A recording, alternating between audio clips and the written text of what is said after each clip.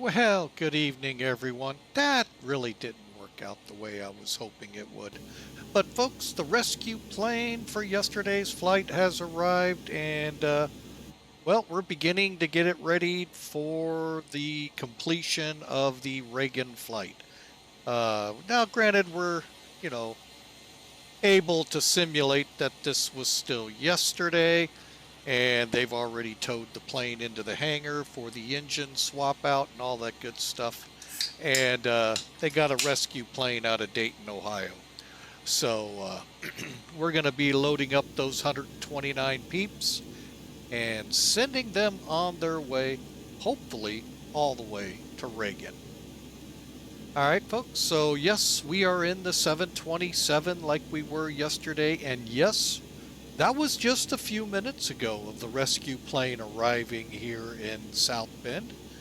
And in a few moments, the crew will be ready to begin the boarding process. So for that, we are going to then dive into some flight planning in the interim. So stand by while I get a couple things in the works here. All right, so I do have them ready. Okay, hopefully I have everything ready to go. I've been kind of wobbling. Do I go back on VATSIM for this or not?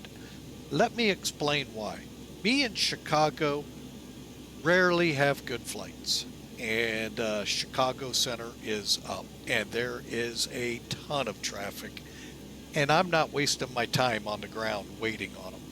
So I think we're going to stay offline, keep this upbeat, and enjoy the flight all the way to DC.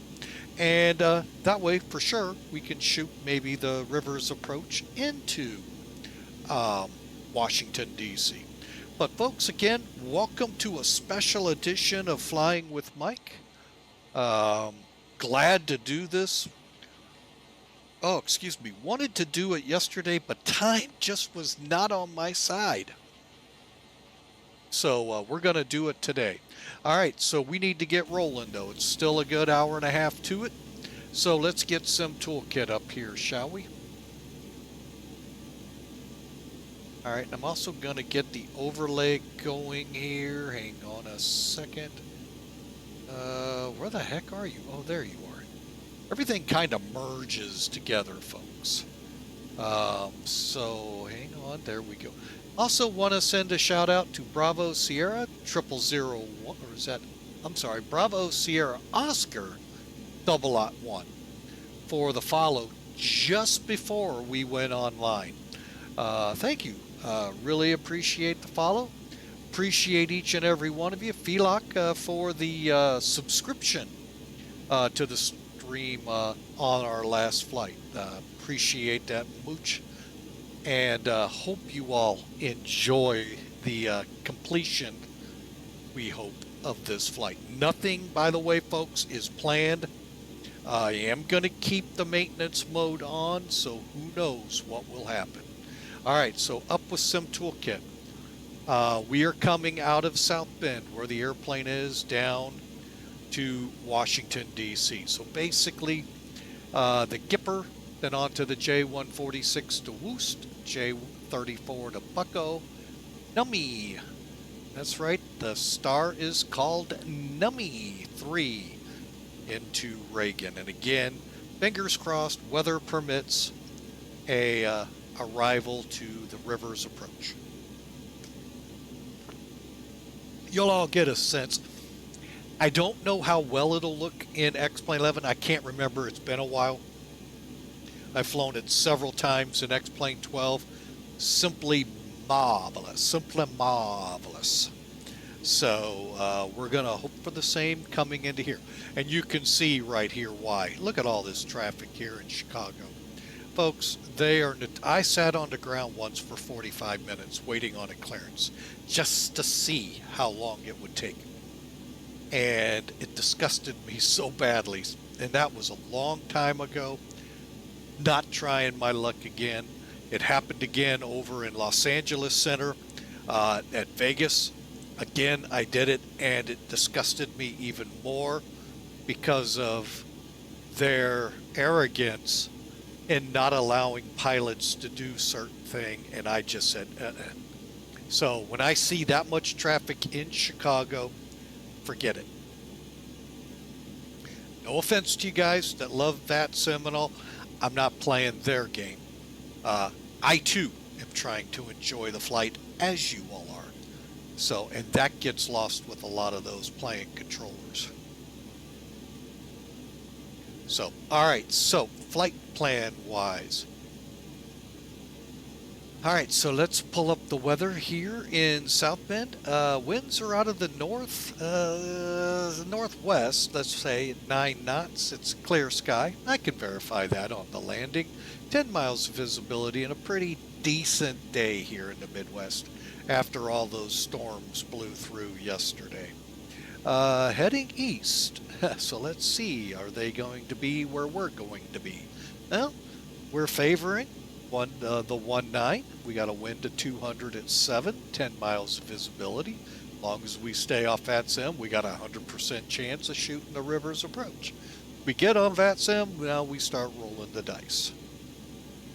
So, but anyway, few clouds at 5,500 feet, 8,000, beautiful arrival into there, and they're in the 90s still. All right, finally, 129 people remained. None of them found flights on anything out of South Bend that way. So 29,670 will be in the payload bays. Call it 25,000 pounds of fuel. Mach 80's what we're going to shoot for.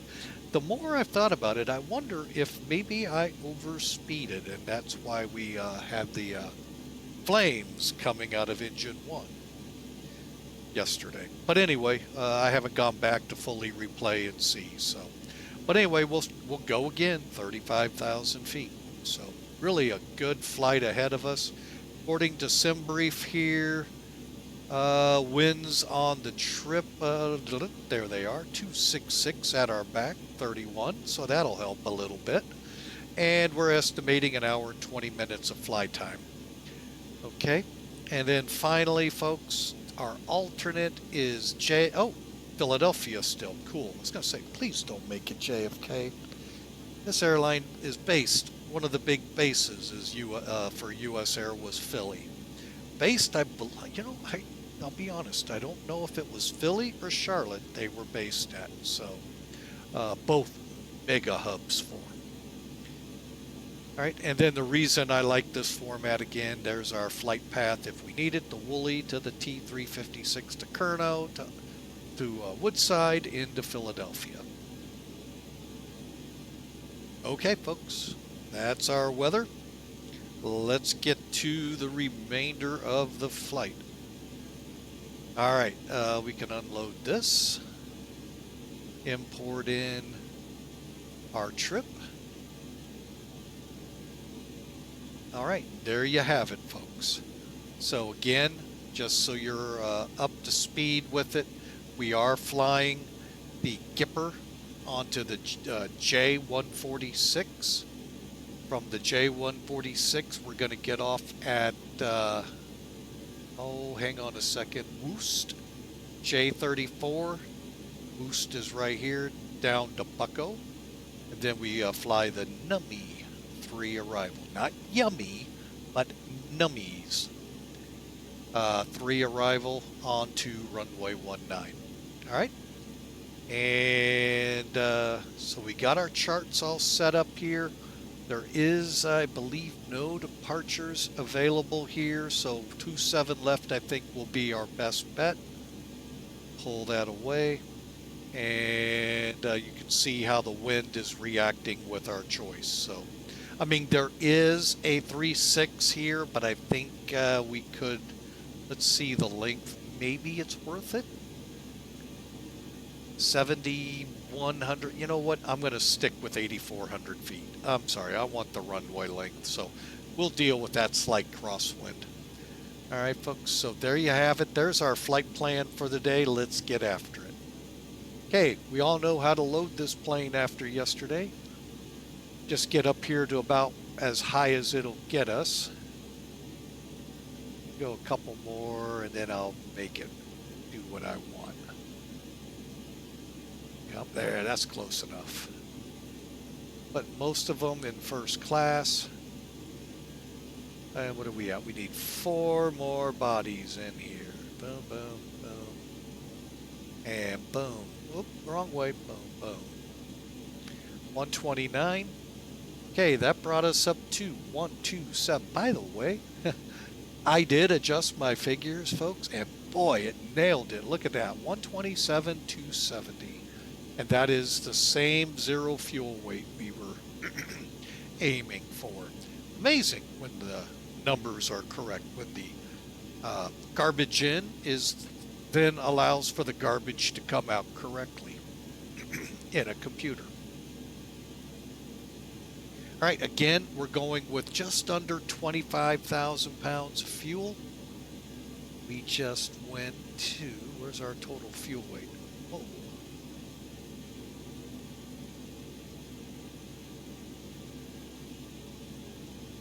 Hang on a second.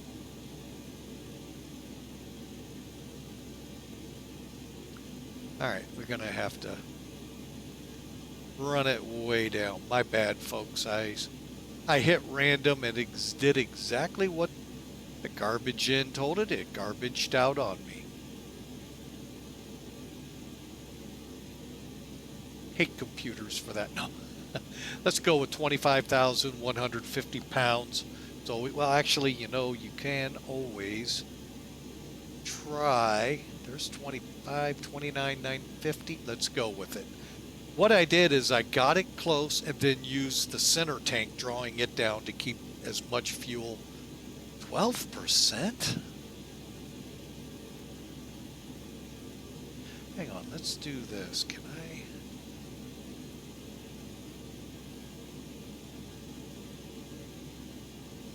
Fill them up.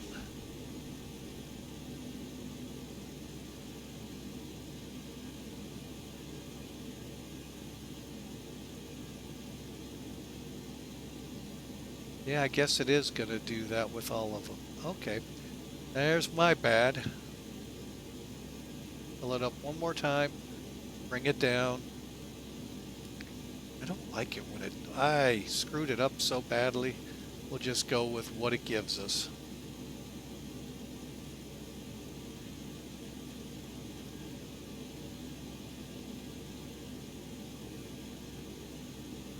Okay.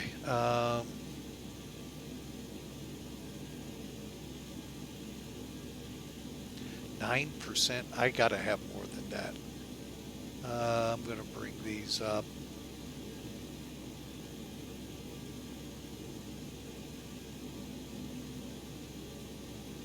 Hang on. At least get them up. Oh, we need full tanks. So yeah, we're gonna go full.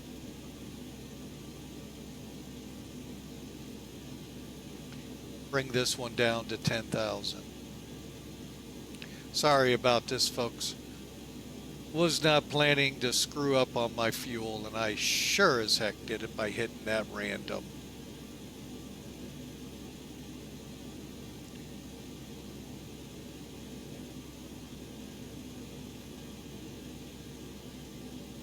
Okay, as soon as we get down to 10,090, then we'll adjust.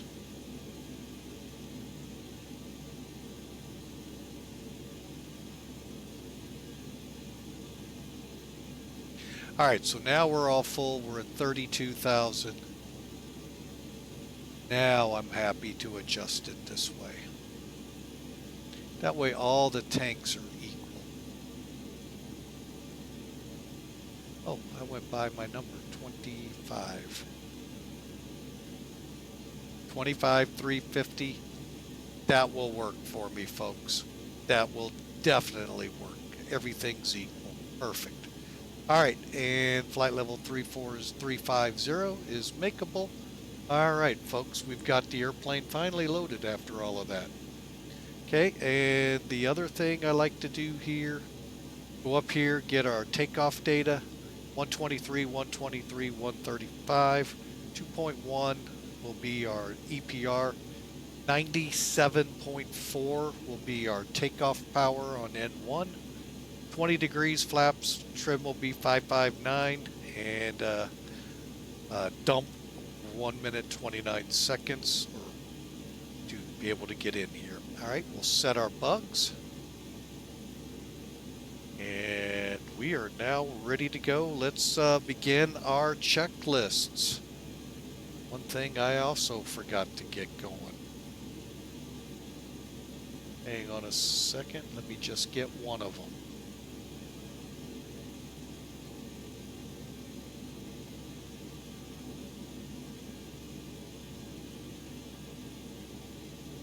Okay.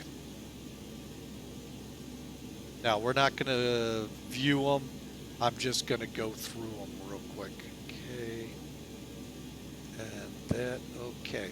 All right, so logbook's been checked. Landing gear pins are aboard. Fire check. All right, here we go, folks.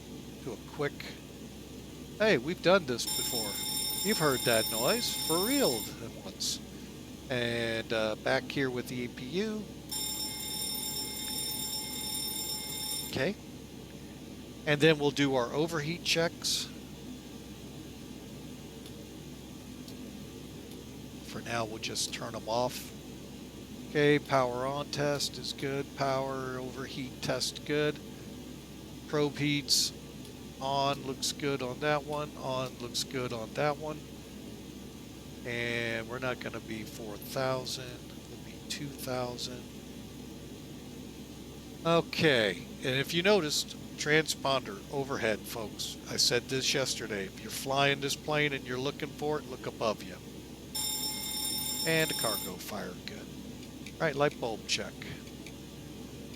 See how much money they're going to shell out to GE and Sylvania. Phillips also does these. Probably a whole handful of other ones. Providing bulbs to Boeing.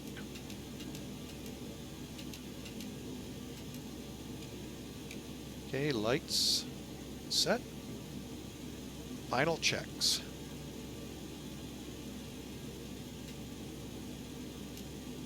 Okay.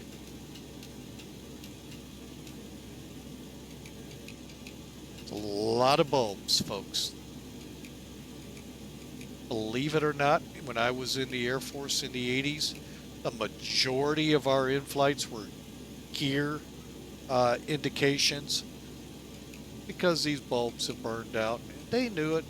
They also had ways of seeing if the gear was down and locked, but because of the warning here or the fact they didn't have 3 green, standby crash, in-flight emergency. Unlike last flight, standby crash, engine fire, number 1.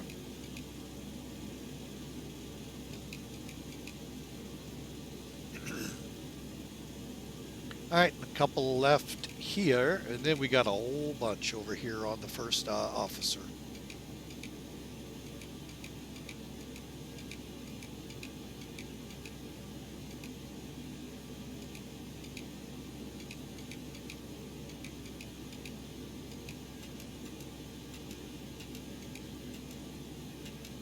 Found some, by the way, folks. I think I mentioned this once.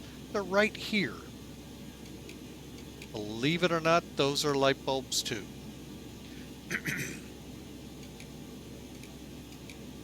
Even if they're... Ooh. Oh, I left those on. Oh, I know why. Okay, let's get these pumps back on. Okay.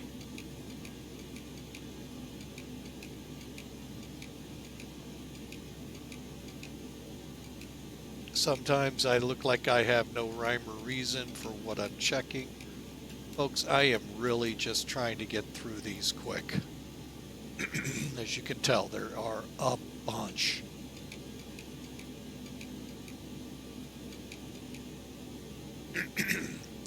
But each one has their reason for being, and that's why we check them. Okay, light's been checked. Okay, SEVA is all we got left, or in my case, the FMC. All right, so the route, pilot route. Oh, standby, back up, back the truck up. Route, go route. We're going South Bend. to DCA.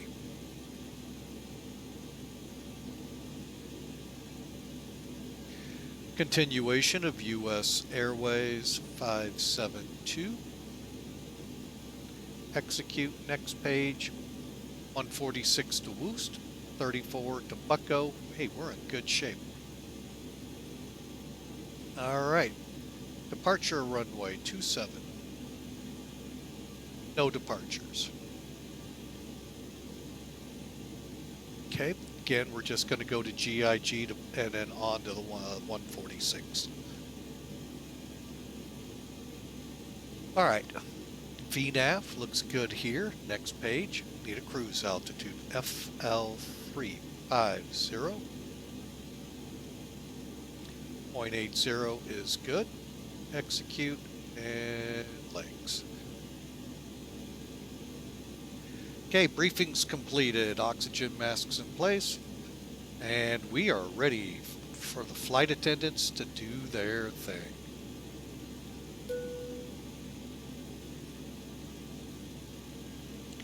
I'm going to do a couple tests here just to make sure.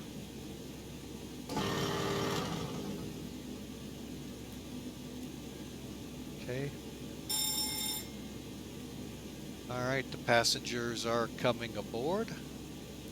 Voice recorder test good. All right, folks, we are ready to go.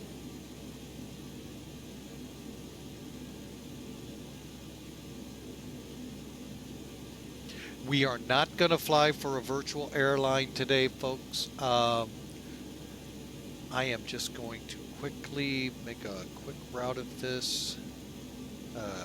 Kipper.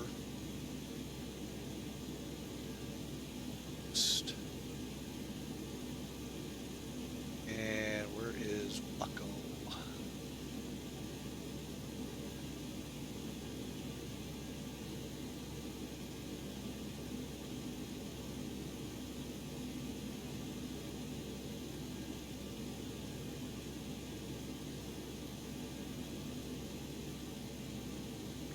All right, where's BUCKO?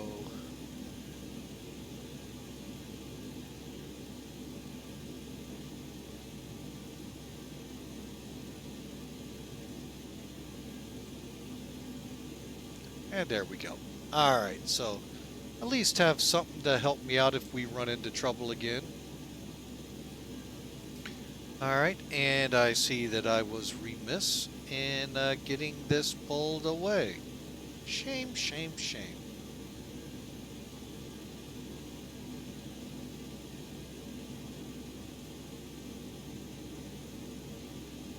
Sorry about that, folks.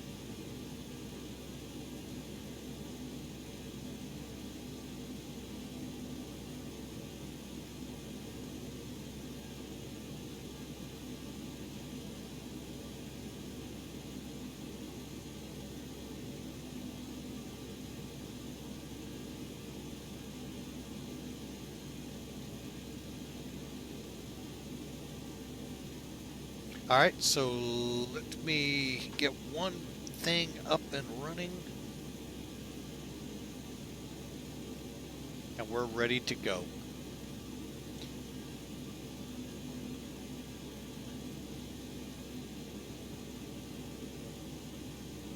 Just waiting on my laptop to come alive. I basically run this as if I'm one of you who follow or are not subscribed or the actual streamer, so that way I can see when the commercials air.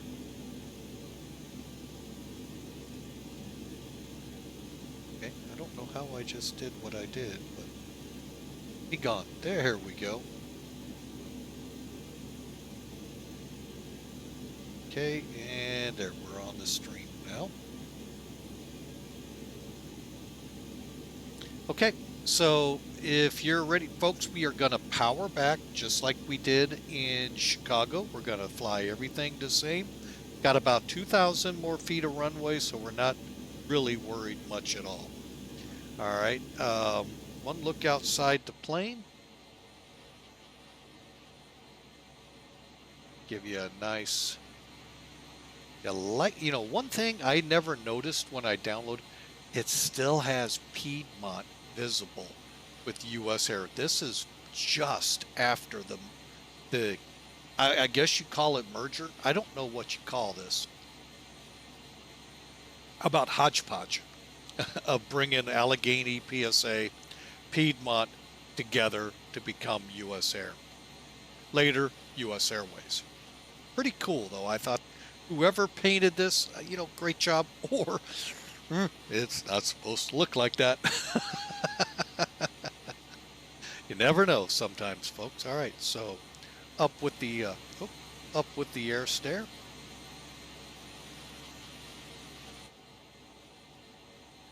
And yes, folks, the FlyJSim 727. Here's a link to it, but all you got to do, and it's in the title, exclamation mark 727. The DB Cooper switch is on it.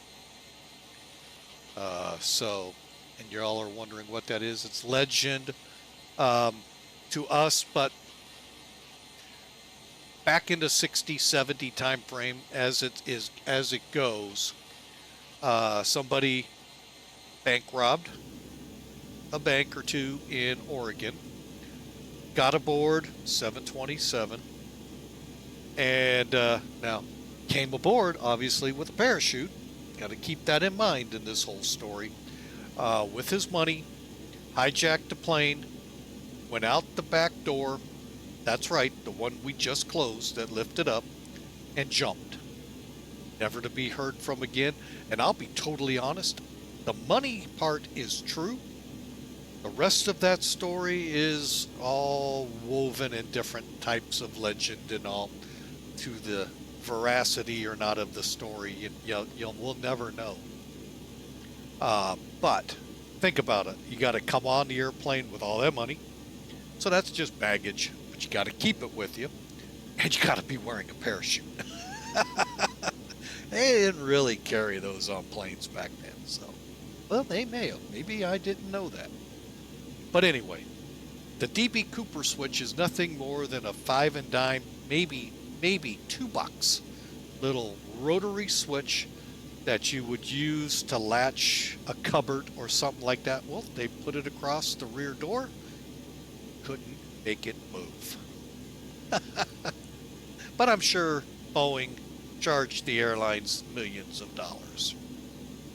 So don't know that either. That's just me talking. But yeah, it's a real simple switch, folks. I've seen it. It's on MD-80s, DC-9, 727s. Anything that had that rear hatch as an emergency exit. Some say cooling because the APUs. Well, the APU is not there on the 727. And so yeah, interesting story, yes. All right, let's see if the APU is going to work. We had a generator failure on it earlier today. So let's give it a try.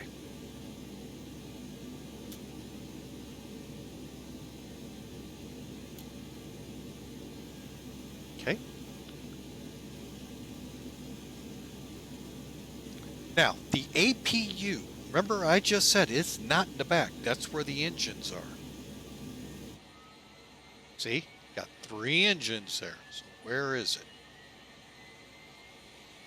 By the way, this is the first aircraft with the APU.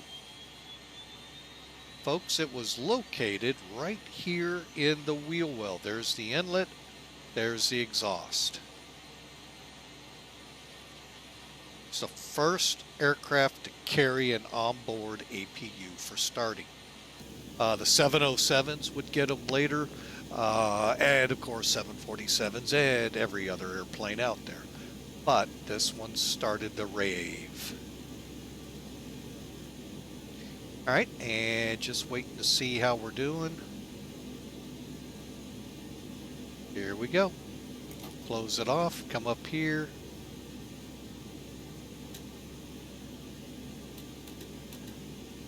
Okay, and APU.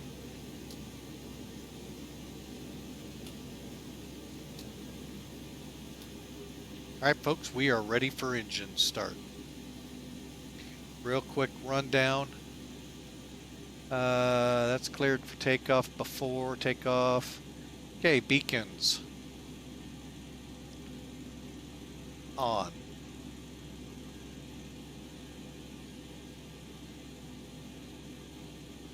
Double check here.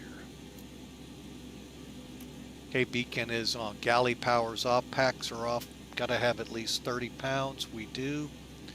And engine bleeds are open. We're ready to start them up. First thing I want to do, get rid of that jet bridge.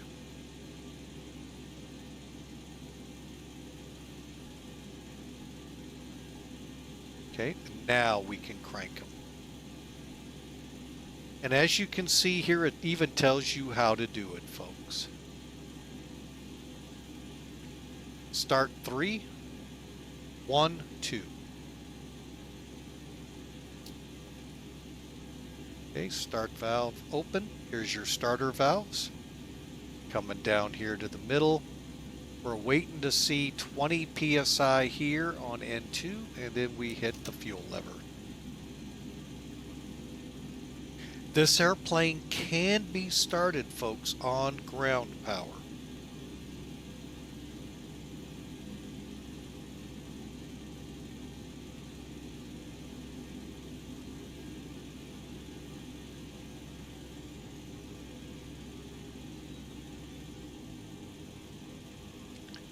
Okay, engines stabilized. All right, so we'll go up here, crank up number 1. Just got to click it. It's not like the 747-200 where you got to hold it till you hear the first officer say, start a valve open. Then you can continue on.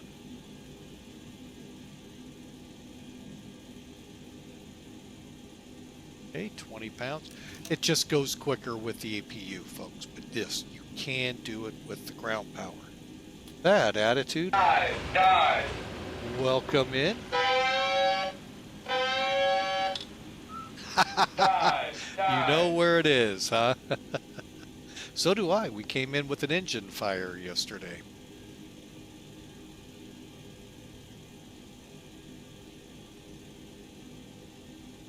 By the way, folks, that video is online at YouTube. Oh, got a new one, huh?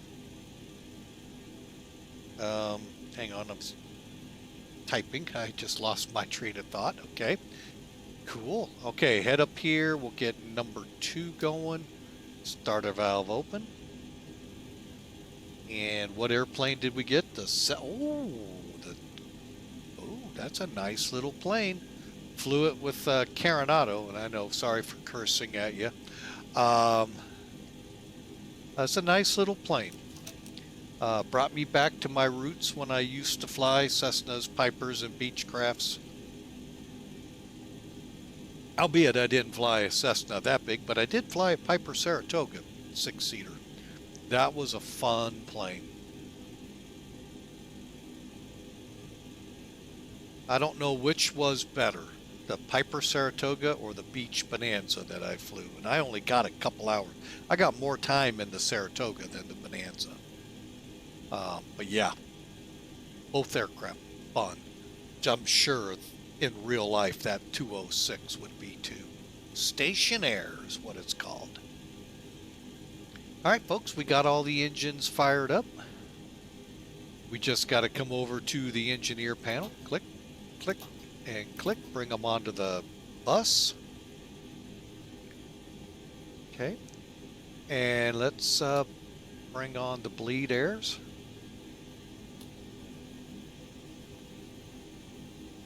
And switch in, we'll go with Gen 2 today. Oh, there we go. Back to the back, and the APU's off. All right, so you're all going, hey, you were supposed to start pushing back. You do know that's how this works, right? I can tell you this. I haven't tried it yet. I have the Caravan that I had in X-Plane 11 for Thronda. I also had the Caravan for Coronado. And they're both excellent aircraft, okay? Coronado, maybe not as good, maybe performance-wise, but there were some things about Coronado I like over Thronda, but overall, I like Thronda a lot. So I am sure that Cessna will be outstanding for you, sir. You may not be able to keep up if you try to fly this route with us. You may have to stop for fuel. But anyway. All right. We are fired up, folks. Checklist real quick. Okay. After start. Okay, anti-ice pitot heat. On. On. We didn't turn on the windshield heat.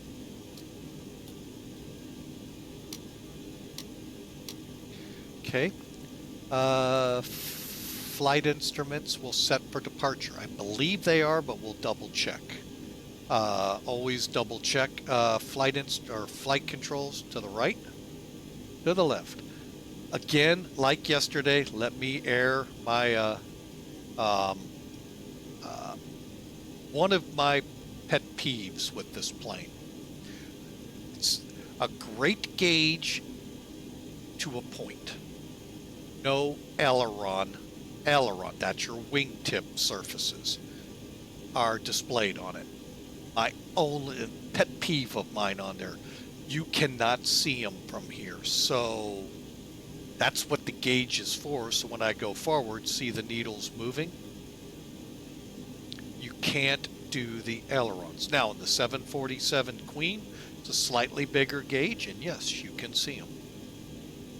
Now, you see how the one needle's moving? The reason for that? Hydraulics. A system is still off. You can tell it that way, and you can tell it that way. So you just come over here and go click, click. Pressure coming up, lights are out. Come back. And now you'll see both needles move. Okay, and then you can see that the hydraulic warnings are off. All right, and lastly, glide slow. Pull up. Wind shear, wind shear, wind shear. Terrain up. Airspeed low. Sink rate. Pull up. Terrain. Pull up. almost done. Don't sink. Don't sink. Too low. Terrain. Too low. Gear. Too low. Flaps. Too low. Terrain. Glide slow. Bank angle. Bank angle. 100. 50. 30. 20. 10. 500. Okay, and there you go, folks. All right, real quick, we are going to switch over to where Gipper is. Well, it won't hurt. All right, we'll use that for our departure. 274, needle is 274, so yeah, that'll work. All right, so flight controls were good. Speed brakes down, flaps going to 20. Needles are on the move. Now, yesterday, folks, when we flew this flight, I told you all we had a flap failure. Mainly because the hydraulics governed by this engine. Today, that doesn't happen, but back in that day, we had the big tragedy in Sioux City because the DC-10 middle engine, just like this, exploded and sliced every hydraulic line. Those pilots barely flew that plane and did a remarkable job, even though it crashed, saved a lot of lives and got it further than any other crew out there. But anyway, in our engine yesterday fire, we lost the hydraulics that come off one, which are the outboard flaps. These are your outboard flaps. We had the inboards and the slats. I thought it meant the slats weren't working. I didn't realize that's what they're showing. Learned that yesterday. I know, as a captain of industry, you're supposed to know it all. Okay, we need to set the stab trim, so all you do is click the green bar and you're there. Over to the first officer, here we go, flight engineer, we're set with the galley power, electrical, no lights, fuel heat, off, hydraulic pressure's good and quantities look good, APU's off, pressure set for altitude and landing, and where are we at? Flight, we'll keep it ground right now, and we're set to power back. You all ready to go? I know these passengers want to get the heck out of South Bend. At least it's not wintertime. All right, so we are going to power back, straight back, and then we're just going to taxi out. So here we go. Engines into reverse. Brakes off. Power up.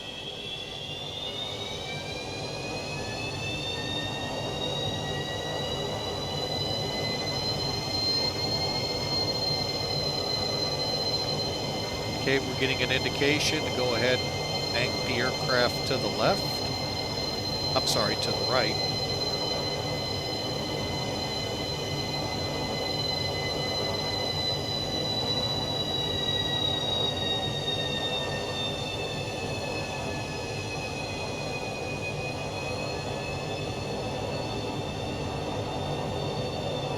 Okay, now to stop the planes when they were in power back, you take the reverse off, push forward. Let the thrust of the plane stop it. You hit it with the brakes, folks, you run the risk of a tail strike.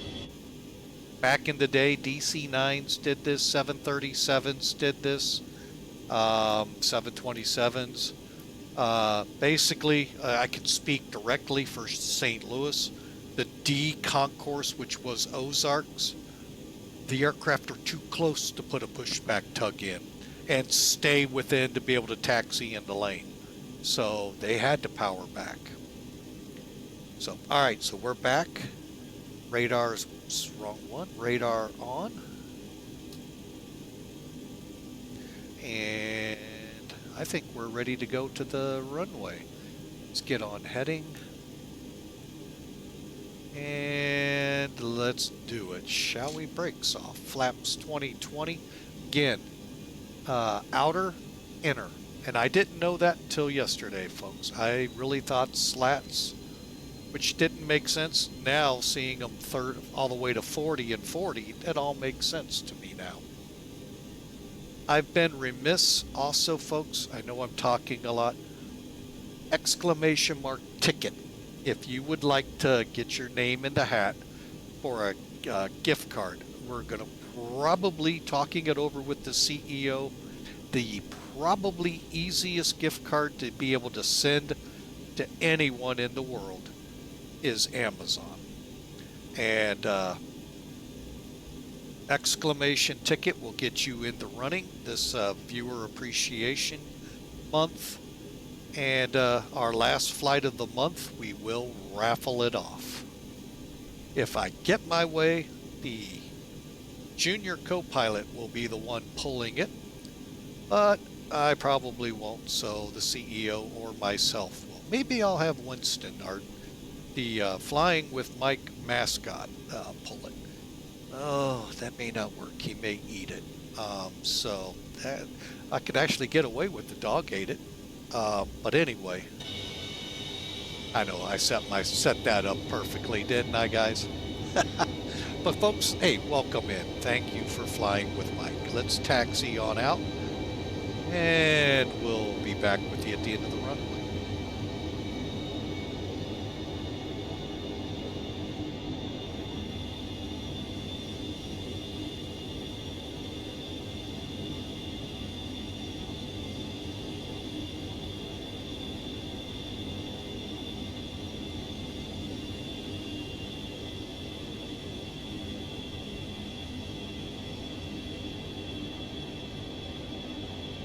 Big N 300, welcome in.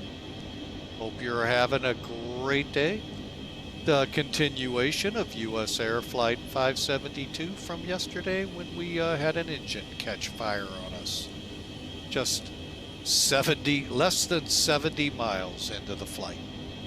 The rescue flight, we're kind of simulating it as still yesterday, but the rescue flight's here and the people are getting ready to get on their way to Washington, D.C. But welcome in.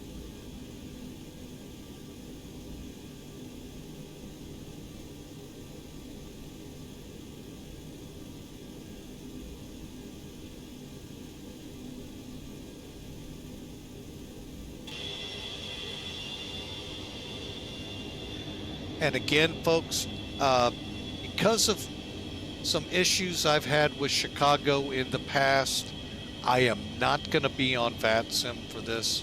Too much traffic there, and now I don't see any call, but I got a feeling they're going to take the rivers away from us. So we're going to stay offline going into DC.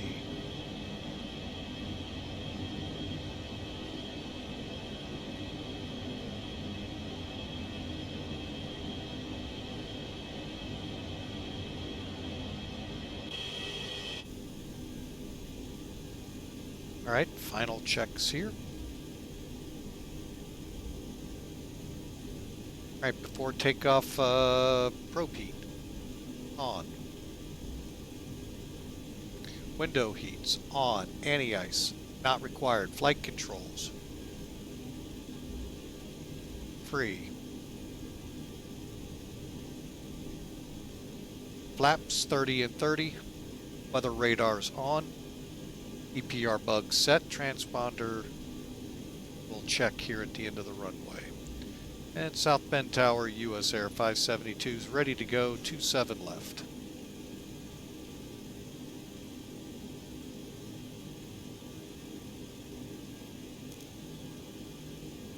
Roger, clear for takeoff. 27 left straight away. US Air 572.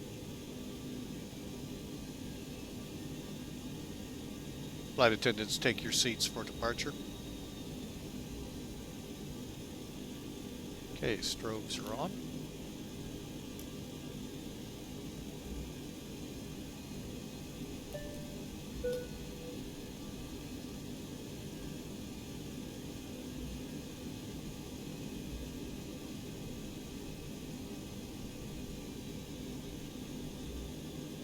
Okay, with 8,100 feet, we're not that full on people, folks. We'll just do a rolling takeoff. I think. Didn't get the lights on yet. Be nice to have my first officer, but we'll line up here real quick. Lights on. And again, we are not flying for an airline on this one, folks. Nor are we flying on FlyJSim. So here we go.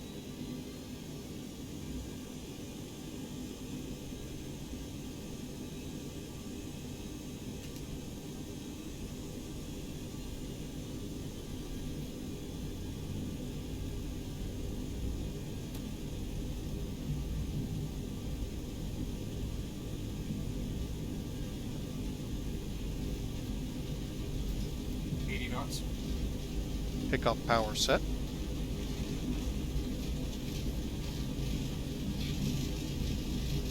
E1, rotate.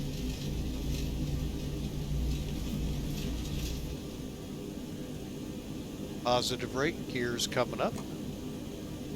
Pitch set, trim set.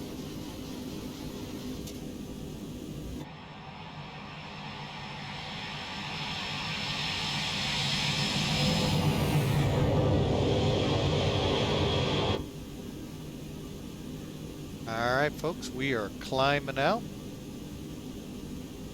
We're going to get the autopilot on real quick.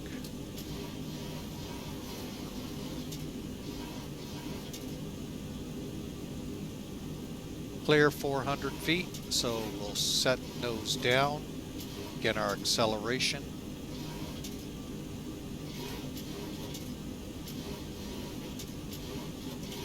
First notch flaps out.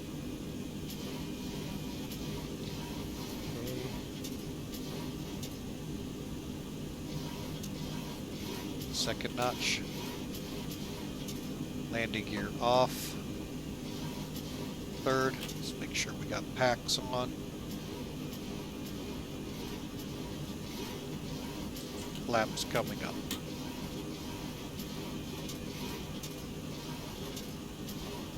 Okay, we're in vertical speed climb. What I'm going to be doing here, we'll go ahead and turn north.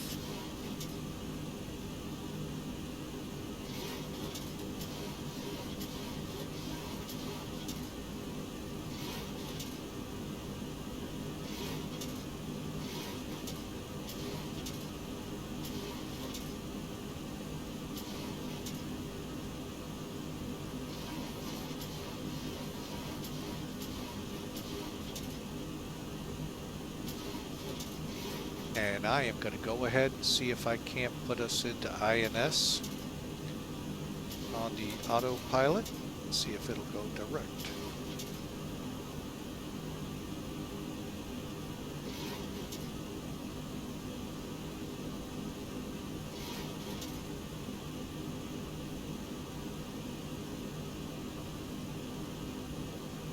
I am still up for a VATSIM flight with you there, Big N 300.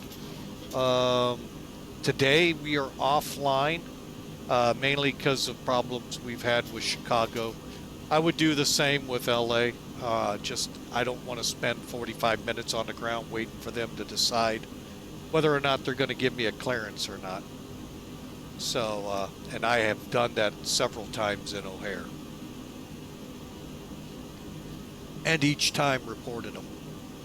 So, yeah, I just for the sake of the stream, I'm just gonna keep offline for this, and we are not going direct, I don't think. Let me see. Yep, we blew by it. All right, let's go to the next one, shall we? How about GURBS? Let's go direct, GURBS, execute. Here we go. And there's 10,000 feet, so that's why. My next flight is scheduled, Big N 300, for Tuesday. I work tomorrow, 24 hours. Don't know if I'll have any time over the weekend.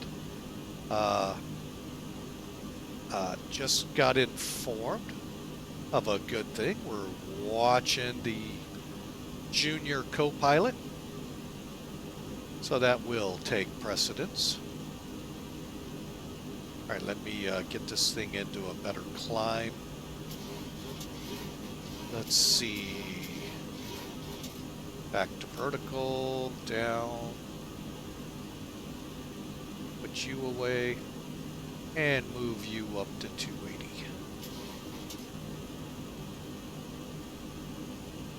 Okay, and as for the power, let's pull it back.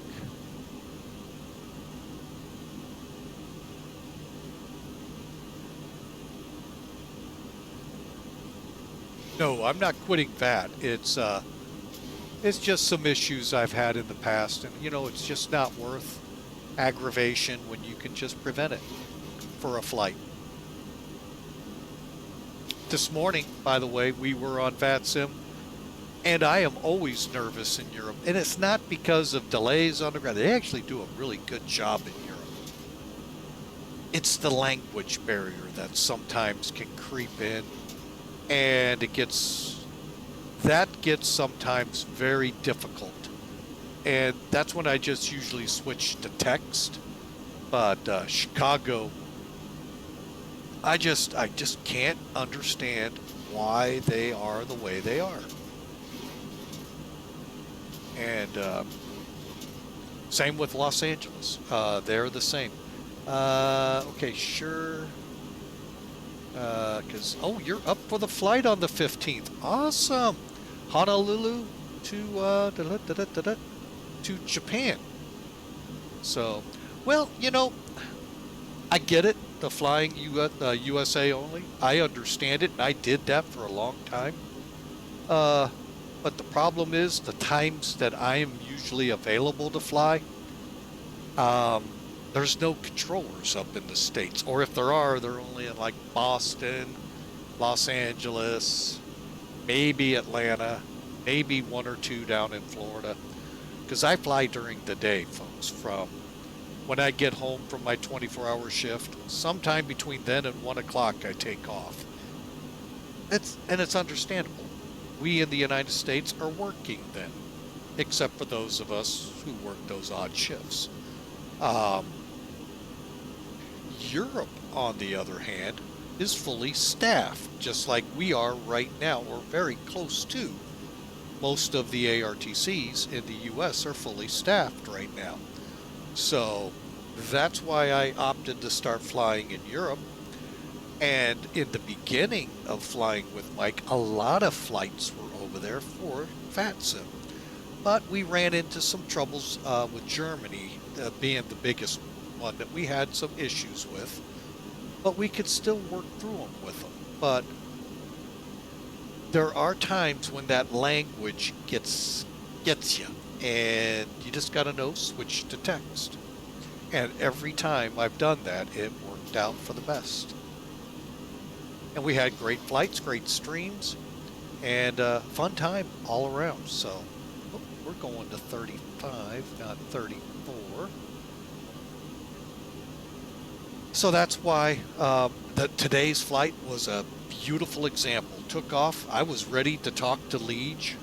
They actually had approach there when I first began planning the flight this morning, and they then went offline. But I was all ready to give them a try. Belgium, France came up. We talked with France for a little bit. Little trouble, but we worked it out real quick. And boy, what a great flight in Europe into Barcelona. Although we had a little hiccup at the end. Somebody's knickers got a little tight on them, and thought we had to land 2-4 because that's what flight radar said. But yet the winds were clearly pointing to runway 6. If that's the only problem we have, folks. Whoa. So, all right. So you like the smaller airports? Okay. So you like kind of what we just took off from, South Bend. So yeah, we can always offer help to you there. Big in 300. All right, by the way, folks, we've crossed 18,000. We've got our altimeter at 2992. We were remiss. Oh, we got our lights off at 10,000. Okay, cool. And we'll go ahead and get the wing lights off. Now, this flight in particular, not because it's a rescue flight, but because we're going to probably either be coming in at sunset or it'll be nighttime. It's always good to turn those wing lights off, so that way the passengers can go to sleep. Anytime the passengers can go to sleep, your flight attendants love you. So, all right, so we are at 23,000. Now, this plane does not have a quote auto throttle. The auto throttle is the loose nut behind this control wheel. He has to set the throttles to maintain Mach 80 when we get up that high. So, but then we'll come down again controlling the speed with throttles into the Washington, D.C. area. What I think happened though, folks, and it's just a guess, as I said at the onset, I don't think I powered back to 92%. So we were banging the engines at 100%. They said, we give up. And one caught fire.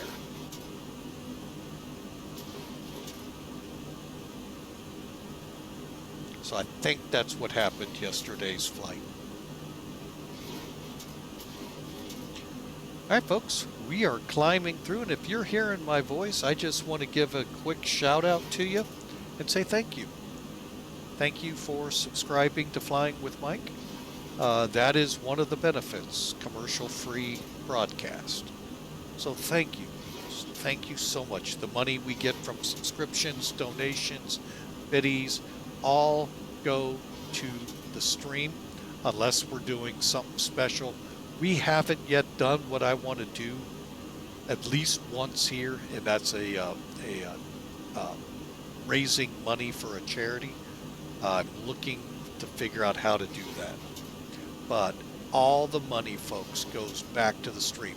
It's what allowed me to buy Felis's 747, this aircraft, the 727, the Atlanta scenery seen last month, and other aircraft that are payware. This is where the money comes from, and we sure appreciate it. So thank you so much.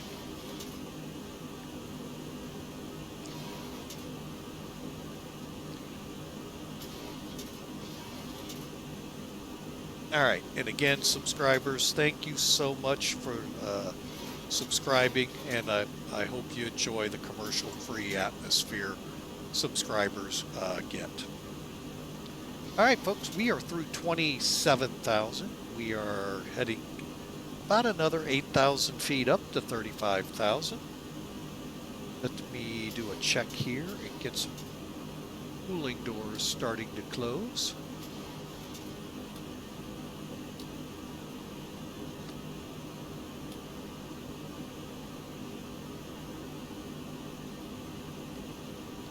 Oh, excuse me.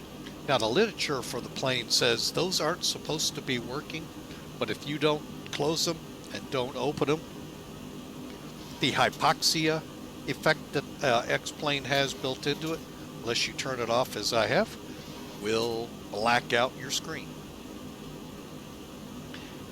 Matter of fact, it did it over an X-plane too, but not with the 727. So yeah, it was quite interesting. So,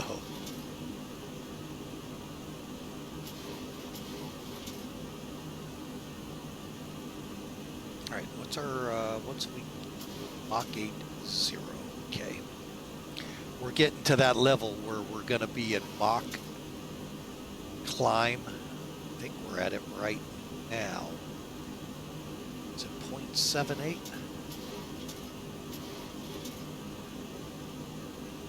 0.78, okay. We are at 0.78, so let's switch from IAS, indicated airspeed, to the Mach number that it's going to hold at. Now again, once we level off, folks, that all goes away. It's you and the throttle to control it.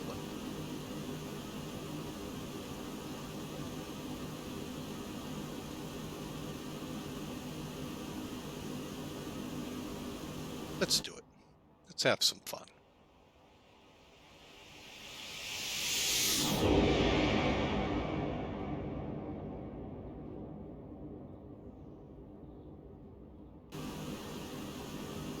All right, folks, and this is the EFB that's built into it. It's nothing real special to write home about. It's pretty much AvTab just put over here. And I've got it set for maps, just so we get an idea where we are. So trouble hits, okay, like right now, throw another engine out at me. I've got Toledo and Detroit. Also got Battle Creek. I could turn back for Kalamazoo or even Fort Wayne. So that's how, you know, you kind of determine. You take the bigger airports, you know they can sustain this aircraft. They will have the equipment necessary to help you out when you get on the ground. All right, so all is going well. Hey, we've gotten higher than we did last time, folks.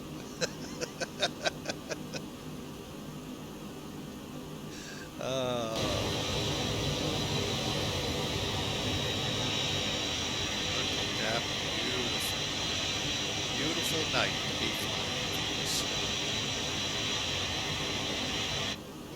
You know, one thing I always wanted to do, and I thought about this working 2 nights ago, would love to have taken a flight that comes either through the night with fireworks going off on the 4th, or coming in on approach, seeing all the fireworks.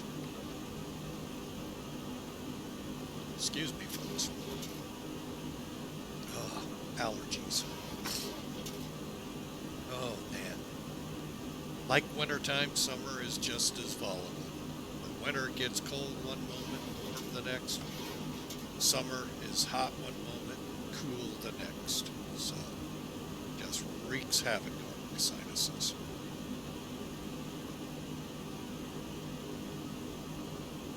All right, so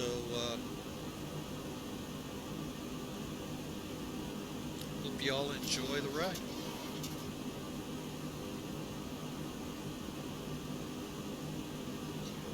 According to this, we're 45 minutes out. We're just about to top a climb.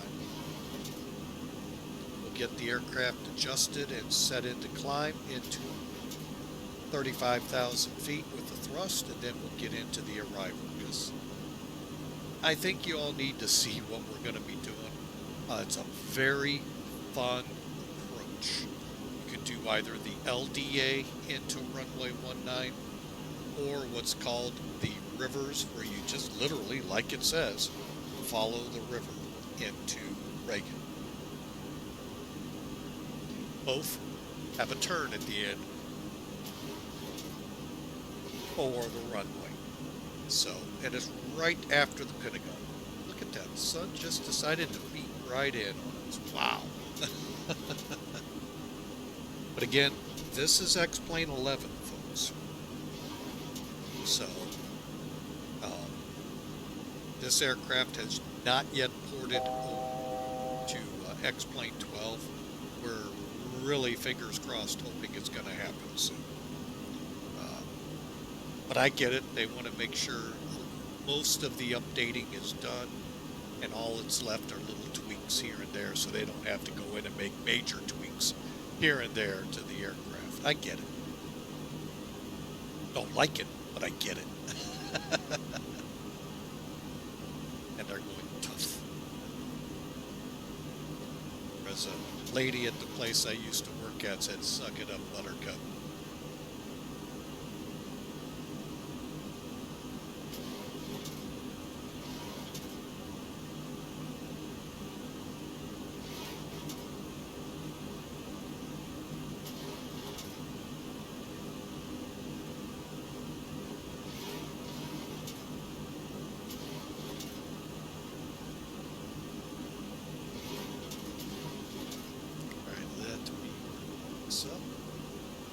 Well, Chicago has finally come down. However, Washington has come up, and I think they are landing on this bumper. Let me quick check how we do. Okay, we got a little bit of.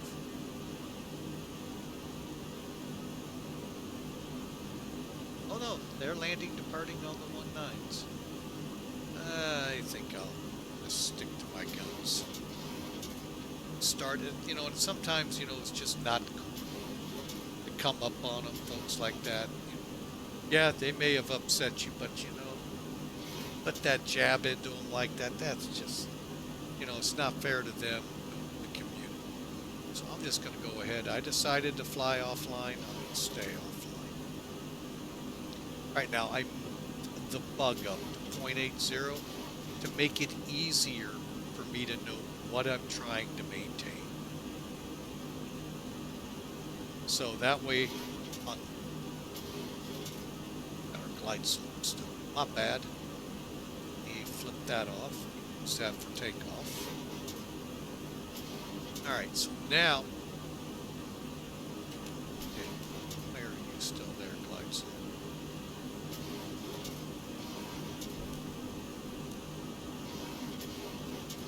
What I like to do is use this for my speed stair, but it looks like we're not going to get that lucky today.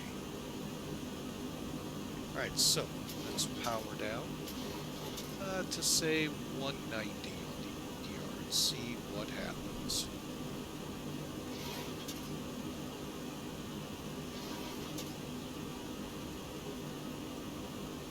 Okay.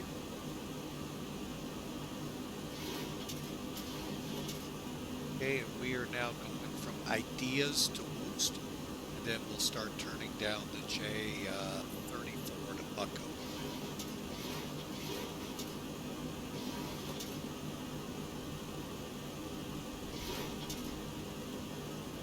Alright, so VORs.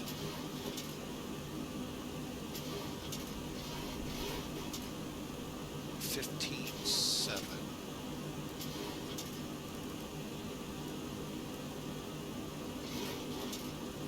I'm going to put the same numbers over here. Now, I know that seems counterintuitive to a lot of people. Also throw in, I think that's dryer in there. It is 13.6.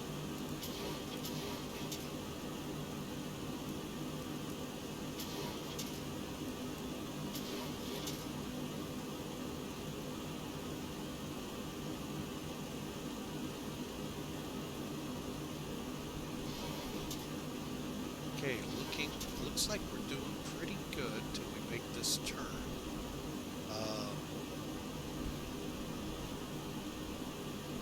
Catching up to the clouds, folks.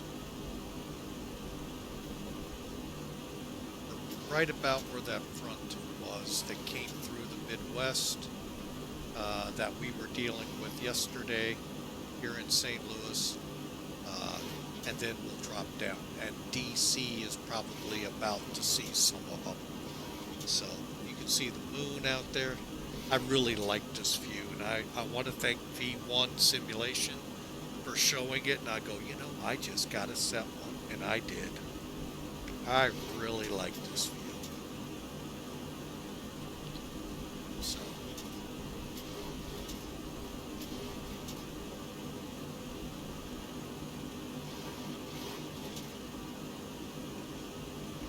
Alright, you can see now we're a little high of my mark. So let's pull back to say 175.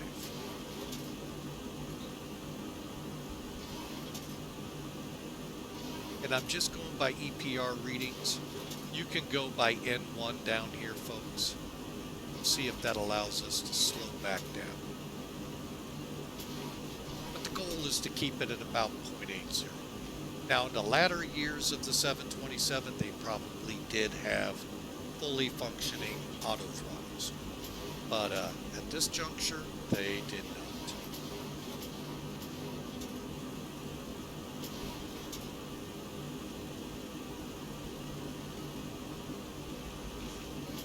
And it looks like we're still climbing, so let's go to 170.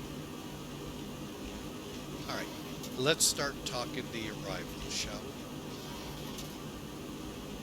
We're going to be on it in a heartbeat. First things first. Okay, let's go to progress. About 200-ish. First off, I want to put it in here. All right, so we're going to be coming in.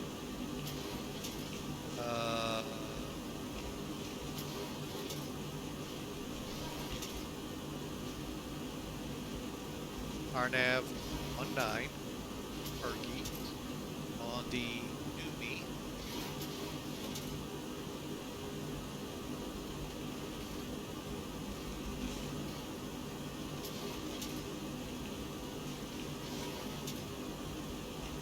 There you go, folks. That'll put us on it.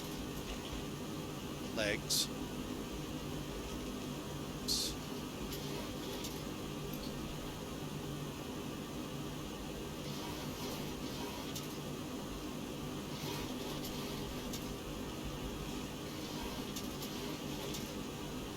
Oh, I hate when it does that.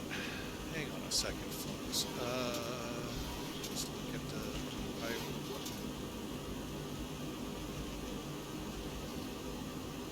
I think I got rid of it.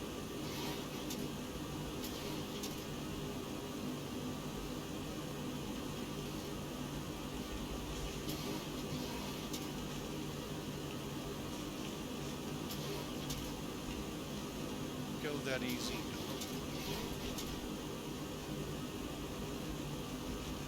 There we go. All right. So we're going to go from air to BUCKO and on. All right. So let's pull it up, shall we? How we do? Oh, we're getting a little slow now. So now we'll bring it up to say 178. See how we're doing. See the airspeed gauge here? A little below the setting of 0.80. So now I'm giving it a little bit of speed. See if we can pick it up. And that's probably the wind change as we turned. So that caused that.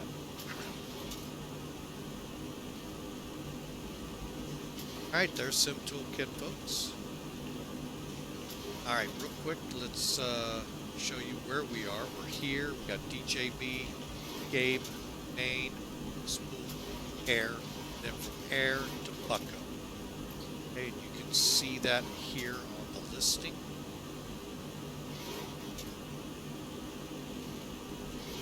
Alright, now from BUCKO, let's just get the chart up here. Okay, first, up here, Ronald Reagan, D8s, so I could pull it up here.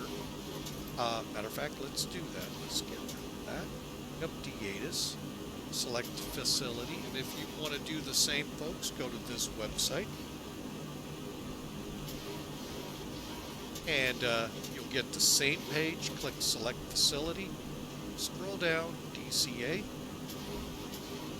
Here is the latest, greatest ATIS going out to pilots coming into Reagan National. Expect river visual 19, landing and departing 19, multiple approaches in effect. Be careful because you could. You got landed, hold shorts everywhere but runway 19. Winds are 210. It's like about 10 miles. A few headaches at 6,500 and a few more at 10,000. They get a little more thick at 25,000. So, beautiful day in the capital, folks. Or I should say evening. So that's how D8s can help you, folks. Now, I could have viewed that right back here at South Bend. Or if I was coming out of LA, I could have viewed it and got an idea. Okay, so we're coming over drier. So let's get into this. Okay, so there's our frequency for the ATIS. Get the graphic here for the elevation. Here's the restrictions in place. This is for turbojets only, turboprops. Get assigned by ATC to use this only by ATC aircraft. Use Reagan National Joint Base in Davison to determine direction of landing. And of course you got all the no-fly areas. Okay? So we will come in 19, depart AML VO. Okay, we're going to be 19. Why are we getting so far south? I'm heading to 0. Wait, AML 070. We're going to head up to Fergie. Okay, that's our course routing here for Reagan. Okay, BUCKO, Honor. All of these are hard altitudes, folks, until we get to Weevil. Then we get to at or above, and then SPE 11,000, 8,000 at Marmel, which is Dulles. And then we descend down on vectors to Fergie and the arrival. Okay, real quick, let's pull it up.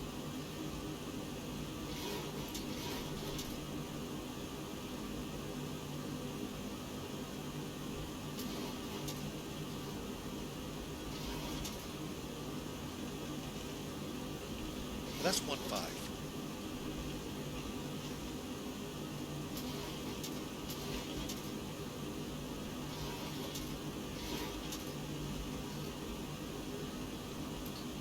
Bring a lot of trimming. That's why we're way down on speed.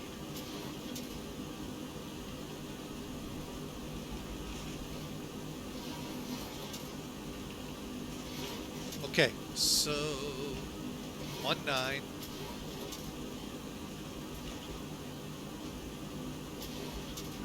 There we go. Now we look right. So you can kind of get an idea how this is going to transact, folks. Fun arrival.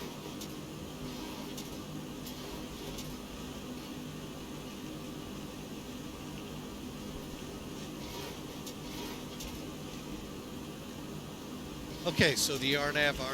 Okay, so we're going to fly from Dulles up to Fergie. Fergie, we got to be at 3,000, descending to 2,600 for Derek, down to 1,700 at Grays, Seatock to 1,500, Fonvie at there is no altitude, Jubal, and right on down.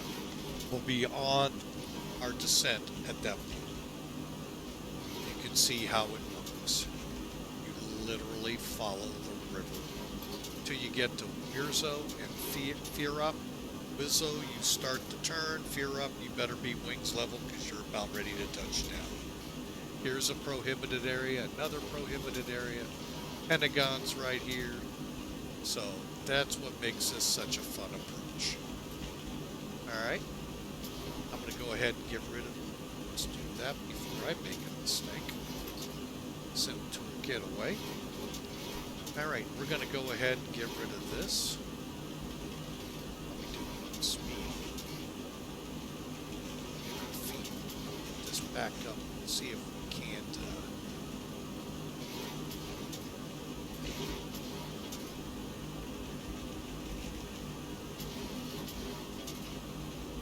Hey, 4-3. Make sure we got nothing going on here. 9. Close them up.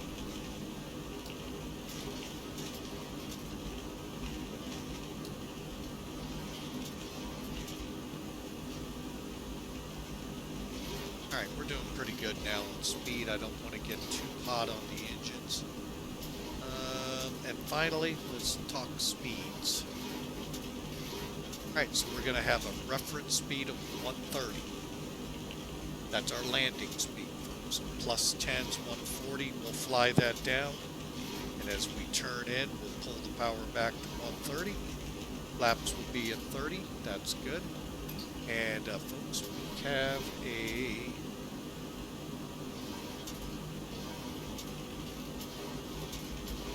7,100 foot run.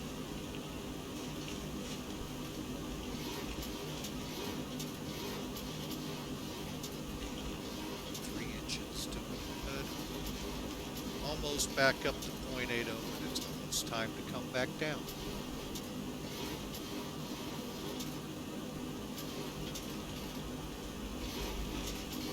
Okay, they're saying 400 miles to top descent.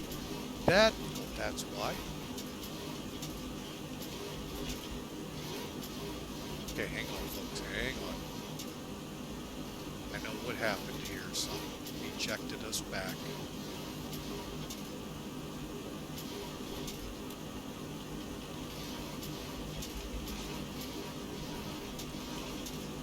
Oh, we're going back to, I think, WOOST.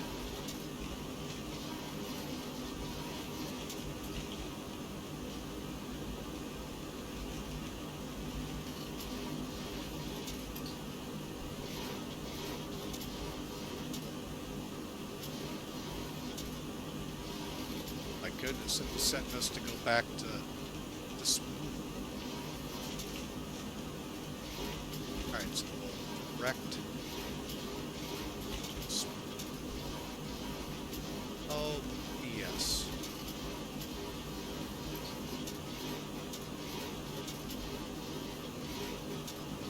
Okay, let's go air.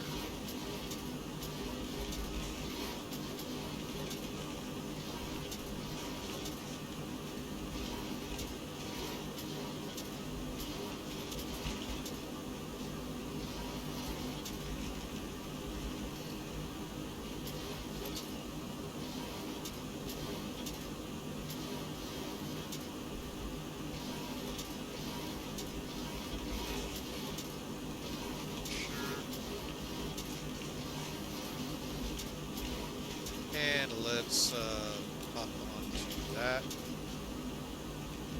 51 miles from air.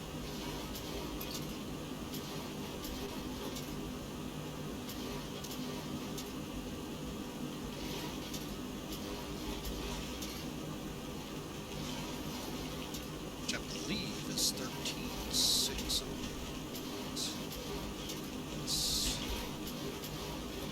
there's air. Okay. And again, I try to keep that needle there as close as I can for events just like what just happened.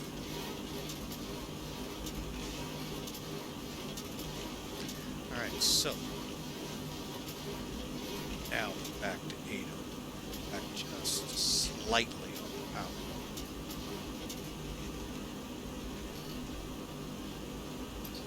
BUCKO 31,000. Okay. Got news for you folks. Top of descent is not 400 miles out. I think I know why it's saying that. Check. Interesting.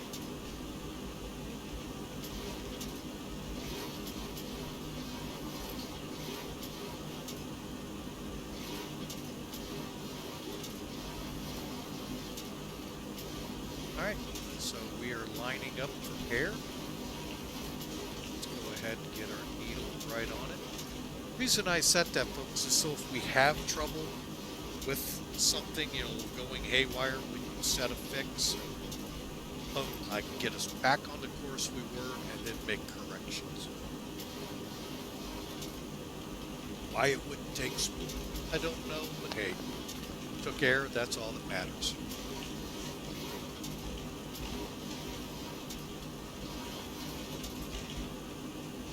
Okay, so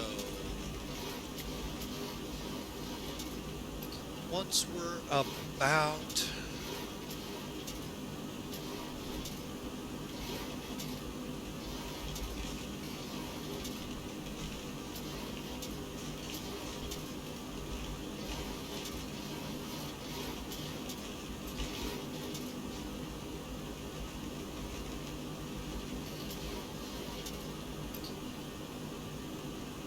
probably about 10, 15 miles from BUCKO, we'll start our descent so we can reach 31 by there, 26, 23, and so forth as we come in. All right, folks, I hope you've enjoyed the rescue flight of US Air 572.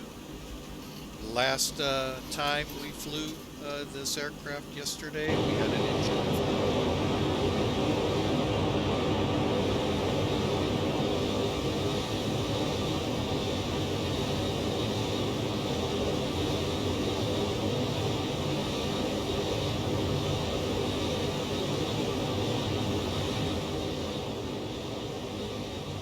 Yeah, we'll try not to blow out your eardrums, folks. Hope y'all enjoy. It's been pretty much uneventful. We've had a little hiccups here and there, but overall we're getting her to her destination. So again, thank you. If you're new to the channel, hit that follow button. We'd love to see you Tuesday on our next flight. That will be Louisville, Kentucky. To Newark, and it's not for PS like you would think. We're gonna fly it with FedEx.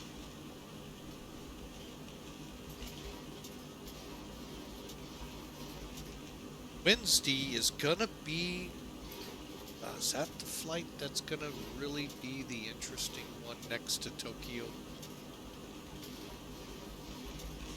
Yes.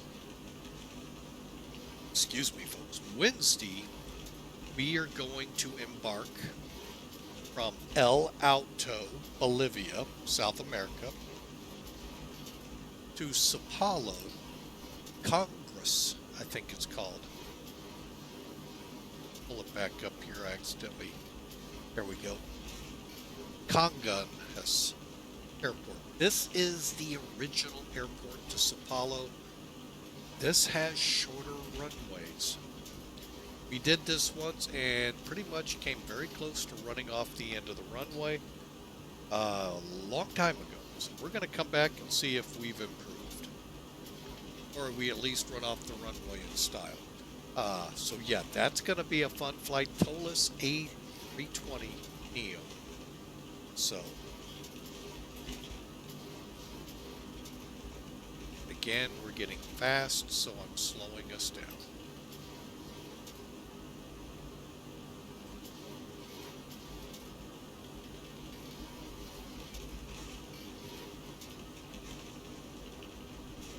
levels look good.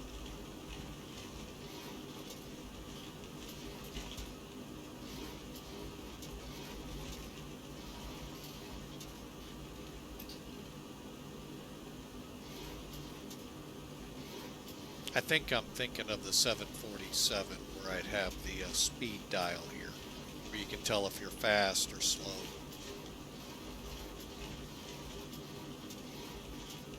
All right, but again, folks, thank you so much. If you're on the channel, we'd love you to hit exclamation mark the word ticket.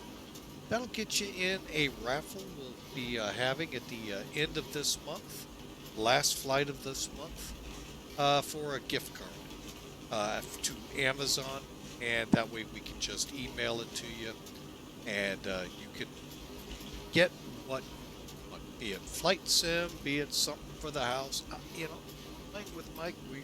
That's not on us. That's you, what you want to do with it. So, but that's our way of saying thank you this month, folks. This whole month is about the viewers. You're the ones that made us an affiliate 2 years ago in this month. And I tried paying you back last year, but overtime swamped us at the airport, and was unable to, and I was very upset with that. So it is what it is, you know. You can complain all you want, not a soul would listen. All right, so we're over air, headed now to BUCKO. I told you, about 15 miles from BUCKO. Frequency must be. Oh, that was drier. Oh my goodness, Bel Air is 1710.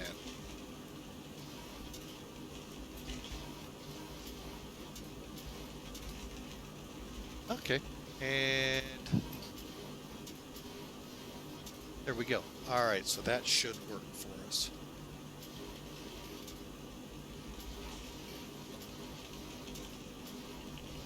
Now things are looking a lot better. All right. So, but yeah. And just so you know, if you entered that contest last year, I have your information still. And I'm going to be putting you in the hat as well. So, exclamation mark the word ticket, and that'll get you going.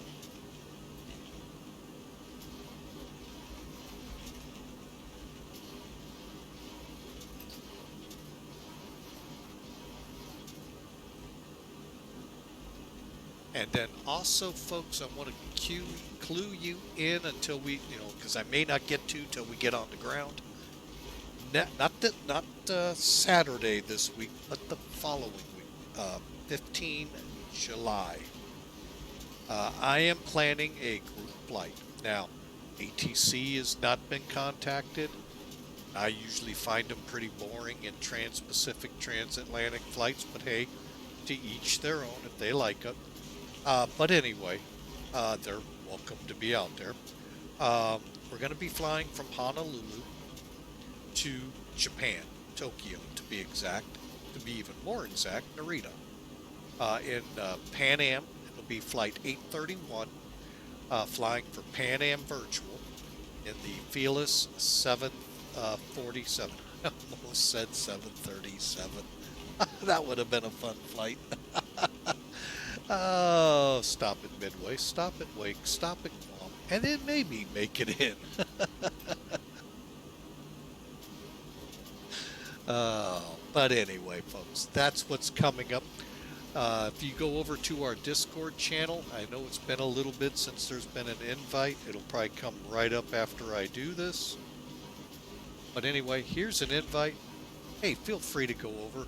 Phelok's given us some fantastic ideas. The theme for the month of July's viewer appreciation is vacation destinations. Now, granted, he's angled more for Europe, and I'm fine with that, folks. That's where, when we fly, ATC is up. However, we're also looking for the U.S. We do have St. Martin. We're going to try to work that in. We're also doing this to Brazil. So you know, some ideas would be great. Might even do some Colorado. Canary Islands came up. Madeira to Canary Islands. Ooh. Tanzania, Africa for a safari. Actually have a flight that would fit nicely in that. How about New Zealand or Scotland or Italy or Australia? You know, a lot of great places, folks, for the last half of this month. So, looking forward to it.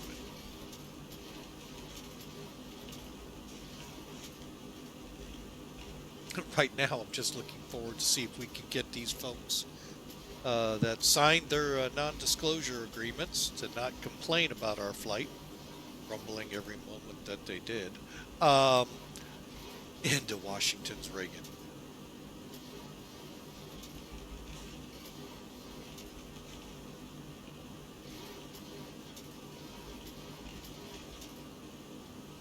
It is really bumpy here, folks.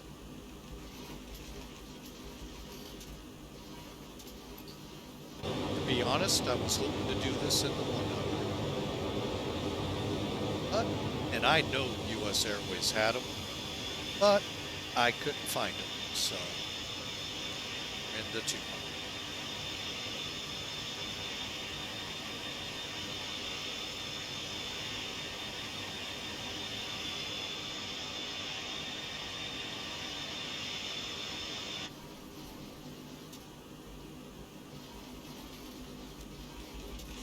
All right, we're just about top of descent, folks. Let's go ahead, pull that up again. 129, 130. Let's set the bugs. Okay, we're going to come in probably about 140 on the approach, slowing up to 130 as we turn in. All right, sounds like a good plan of attack. Descent checklists. Oops. Alright, we'll turn the seatbelt sign on in a few. Landing lights will come on at 10,000. We'll get the altimeters at 18,000. Radar. Let's try that word again. Radio altimeter. Now set to 200. Actually, let me reread the chart, because I got a feeling I am off. How about 478? All right, let's call it 500, folks. The wrong way with that. Hit the right knob there, loose nut behind the wheel. There we go.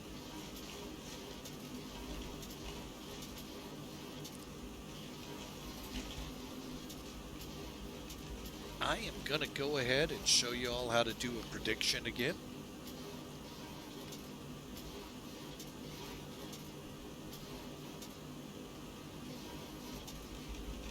All right, folks, just the exclamation mark, the word predict, space, and a negative number, and you too can see if you can judge how good our landing's going to be.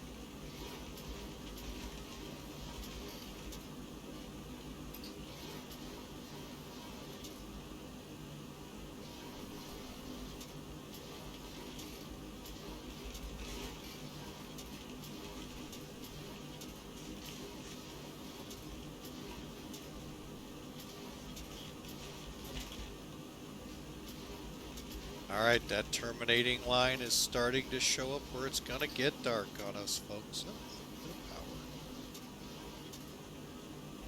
All right, we're coming down. First altitude is 31.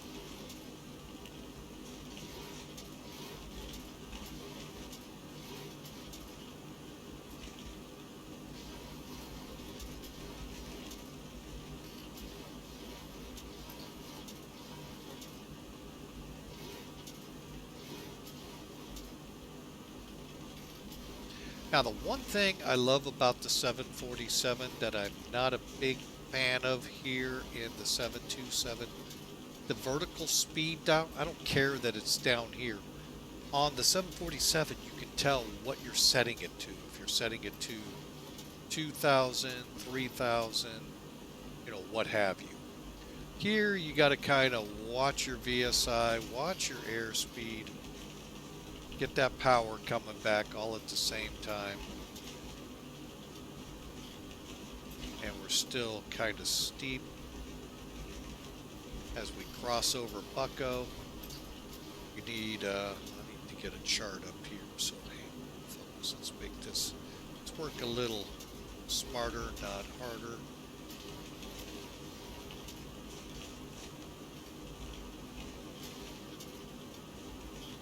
Next up, 26,000, so we'll set that in the dial here. Always make sure altitude select is showing here, folks. If not, you're going to just keep going.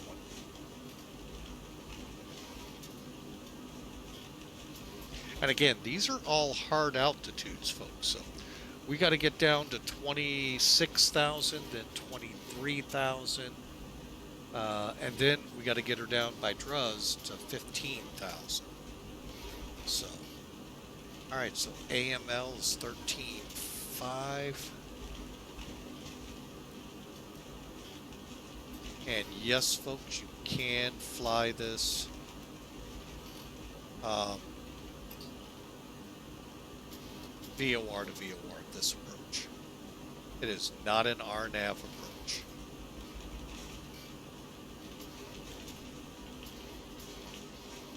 Okay, we're getting super fast.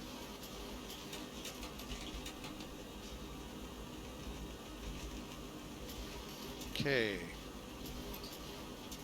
Alright, so we're going to go ahead and turn the wing lights on. A couple more 1,000 feet, folks. I'm going to go ahead and turn the seatbelt sign on, and we're going to get set up for the arrival.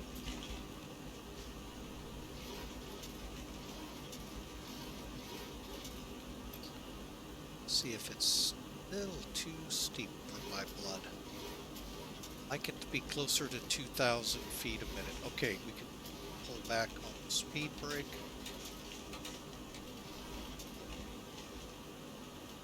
Okay.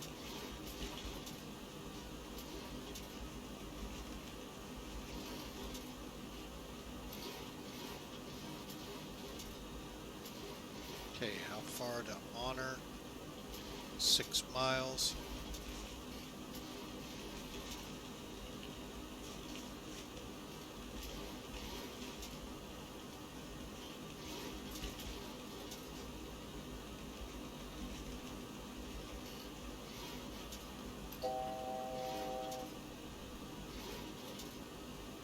Ten, 8.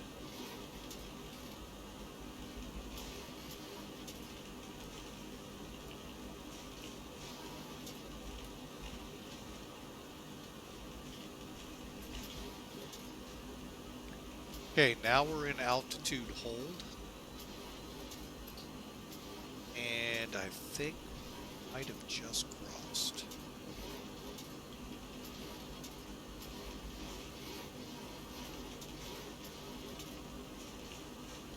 Yep. Alright, so our next one is 23,000. Age is set up for 15. Come back down again. Altitude select, folks. And run it up.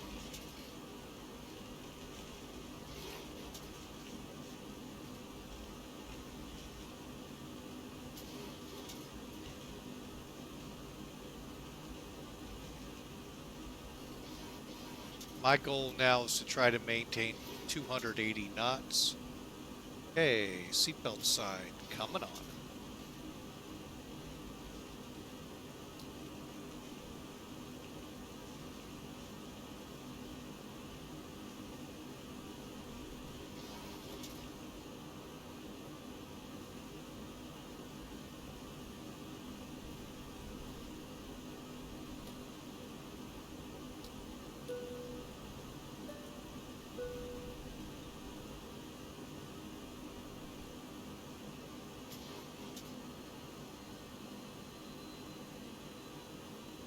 Okay, think we may have passed that.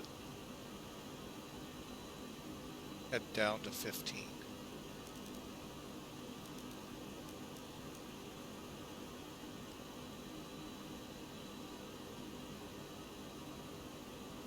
Okay.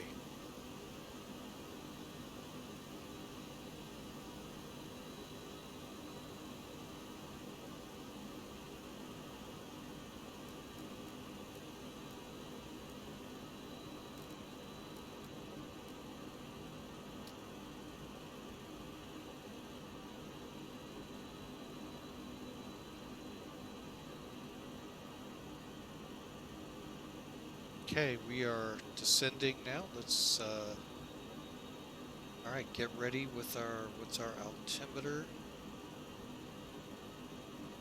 2985. Weather hasn't changed much. Good.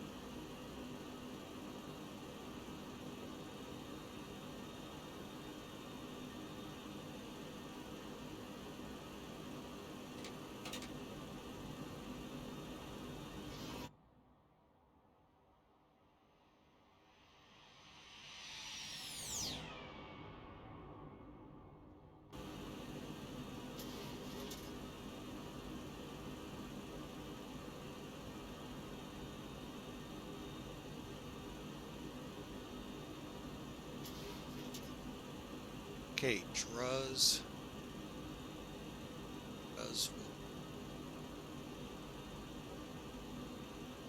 29.7, so we got a little ways to go. Okay, we're about to 280.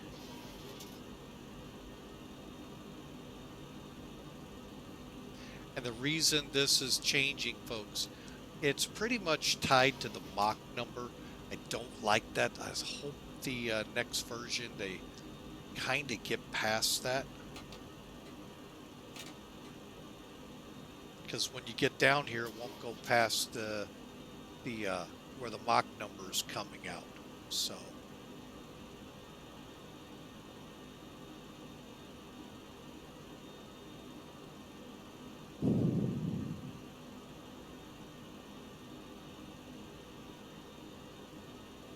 Again, folks, hope you are enjoying the flight.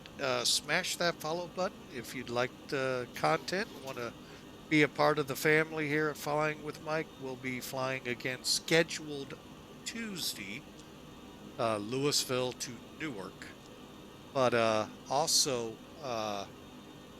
El Alto to Sao Paulo on Wednesday.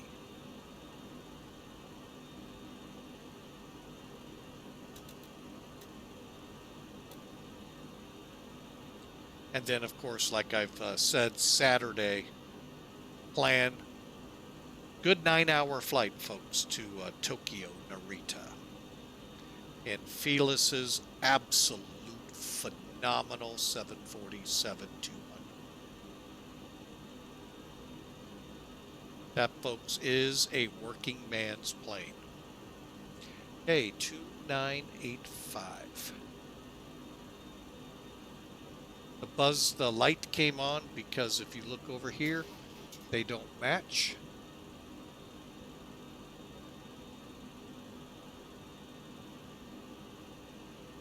I think we might have just crossed Druz. All right, so from here, yeah, we just crossed over Druz. Let's set 14,000. Now this is about a 12-mile run, so.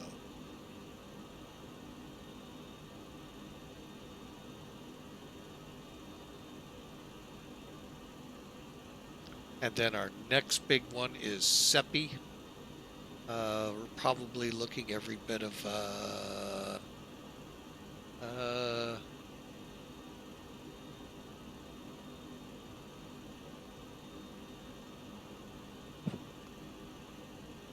30 miles from now to be at 11,000. All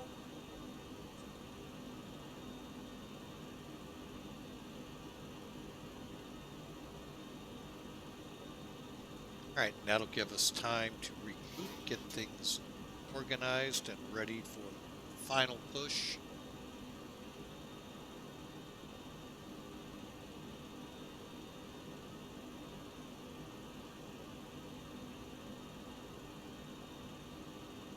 Again, remember, once we cross, we will have 14,000 feet.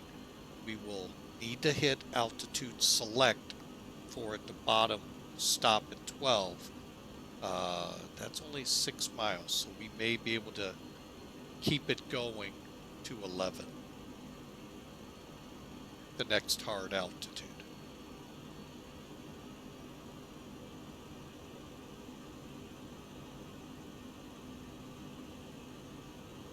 Gives us a chance. Let's look over our checklist real quick. All right, descent minimum target set. That in here. Check. Okay, our target is set and sent. Auto brakes. You know what? We need to get up here and start opening.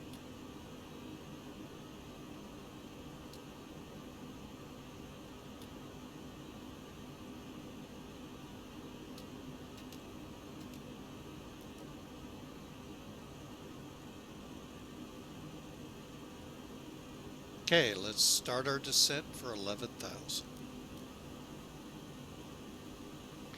Yes, folks, that is Washington, D.C. in the foreground.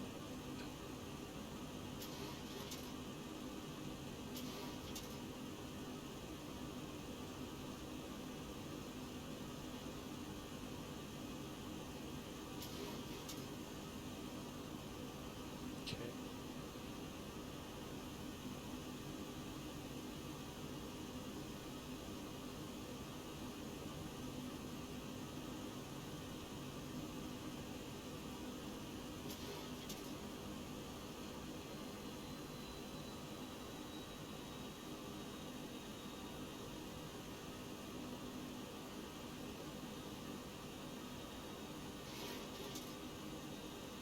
Check.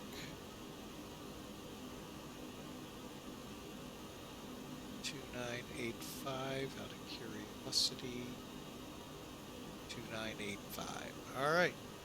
This ought to be an interesting arrival, folks. We'll probably let the RNAV do a lot of the work till we zero in on how it looks and all as we're coming in. What just lit up in front of us is Dulles. That would be a good time. Flip over to that.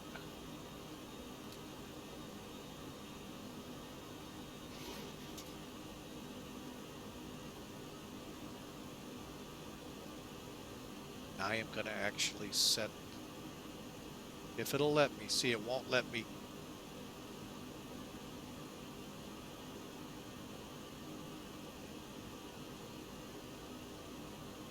Won't let me go below.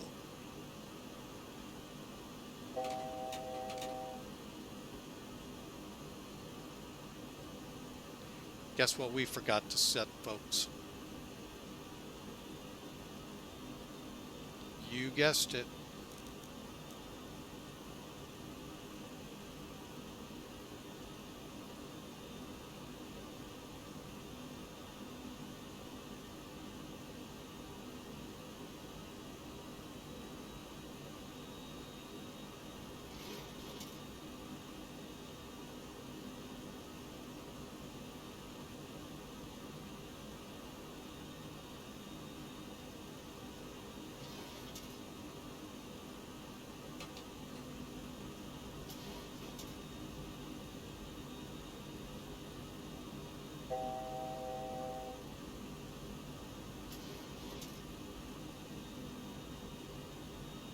Okay, at AML, we go off on a course of 070.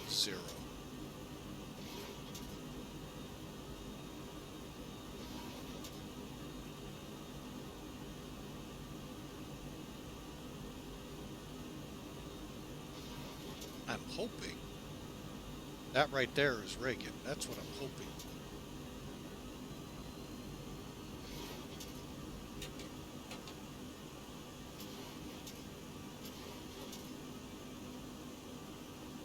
All right, folks, here we go. 8,000 feet leveled off, and next up is 3,000 at Fergie.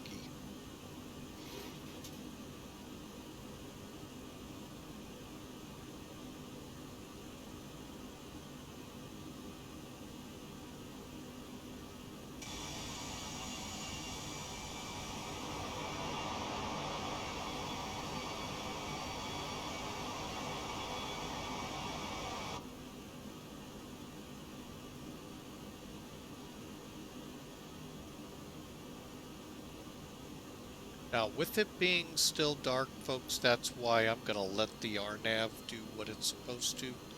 Make sure we're in that group, folks.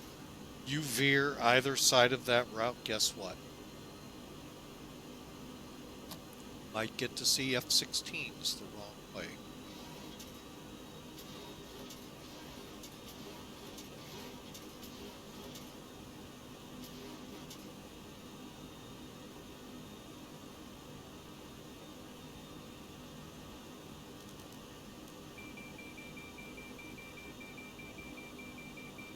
Nothing's wrong with the plane, folks. And our marker.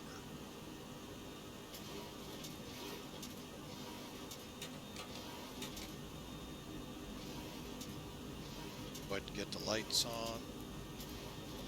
Get as much of this taken care of, folks.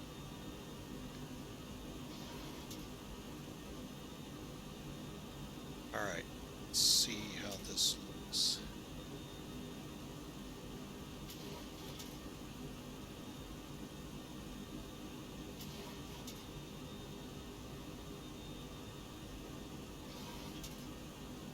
Bad thing is the chart doesn't really show where Fergie is in relation to AML.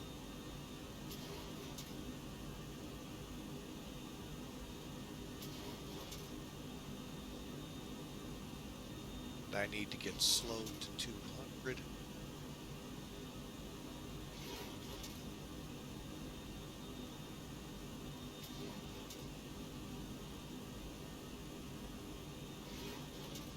Still think that is Reagan, that is Andrews. That's my guess. Hey.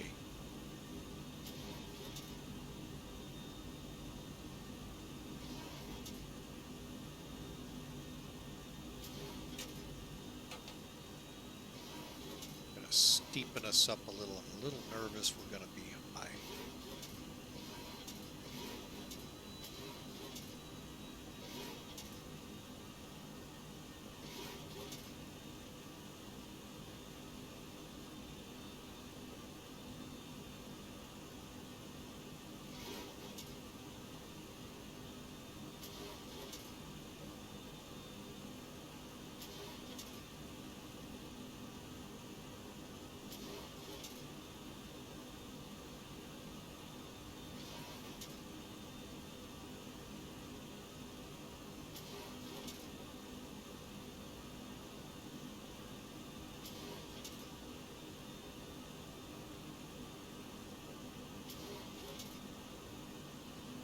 Okay, there we go. Had a feeling something didn't feel right.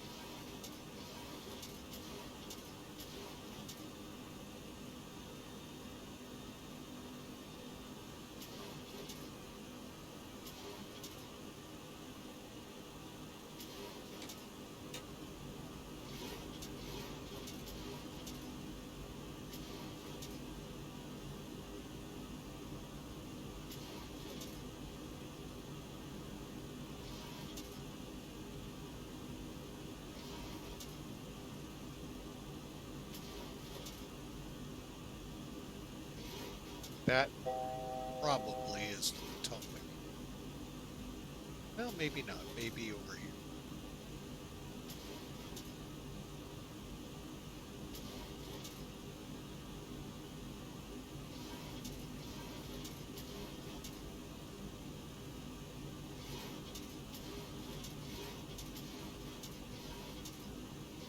Yeah, I'm still thinking that's your Potomac.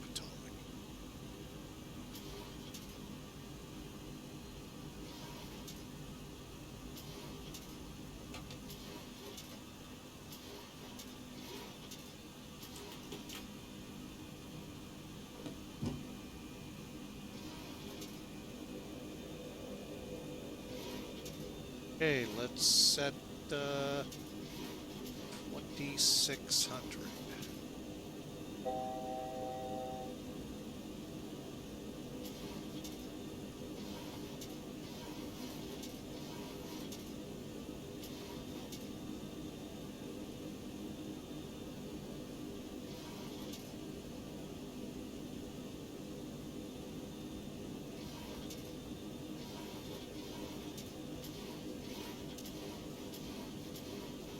That's 17.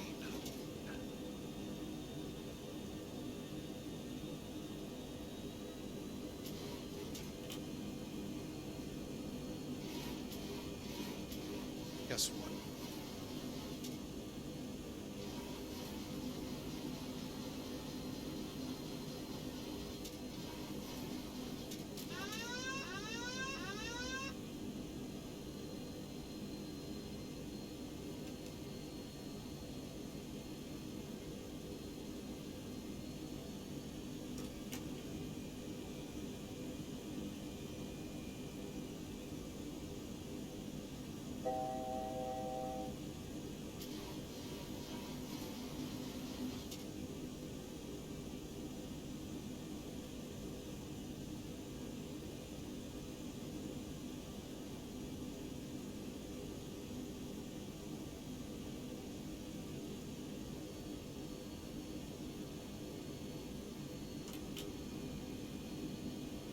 Okay, let's go flaps 30.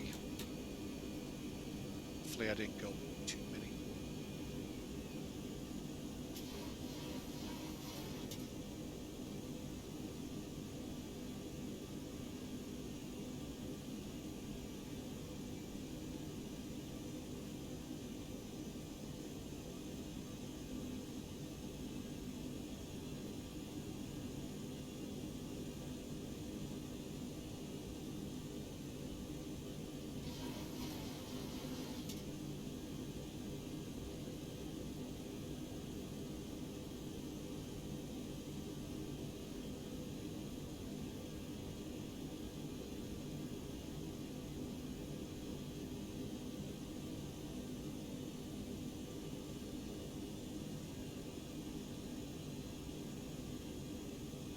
Okay, we are on the river's arrival. 1,000. I feel like I'm a little low. Flight slow.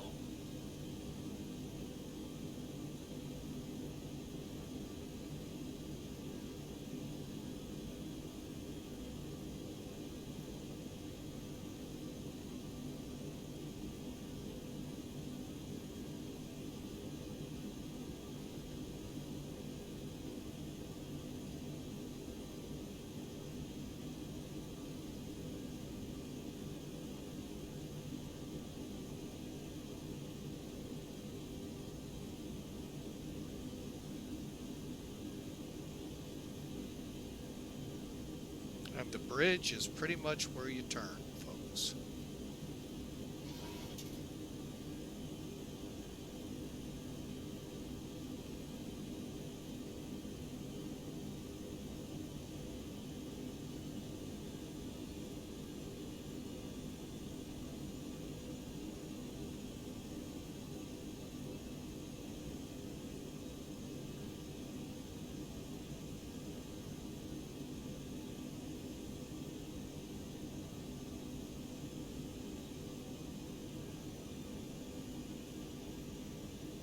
Minimums.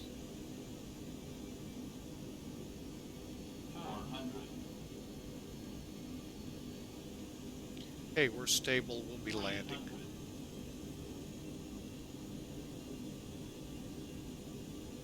200.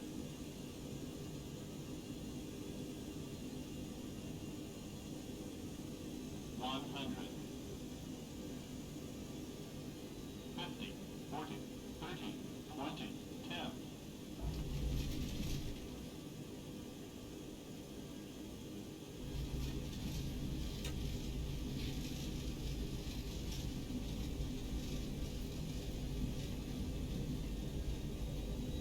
Welcome to Reagan, folks. Finally, the passengers of U.S. Air Flight 572 have made it.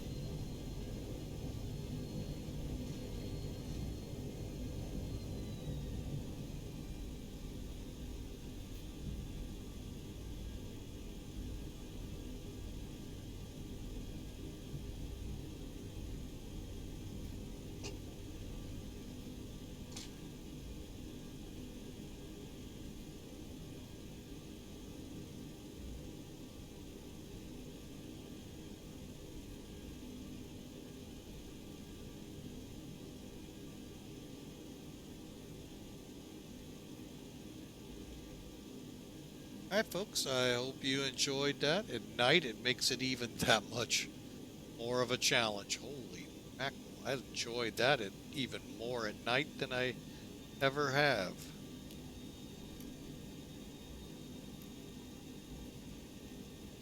All right, taxi to U.S. Air Gates via Alpha, U.S. Air 572.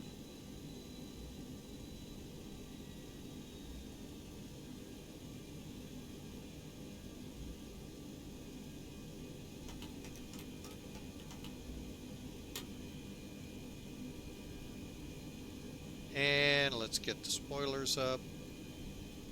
Radar off, spoilers up.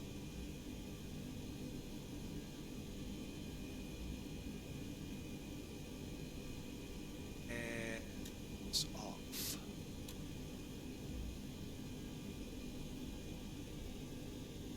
All right, folks, Reagan National Airport. You can see the monuments.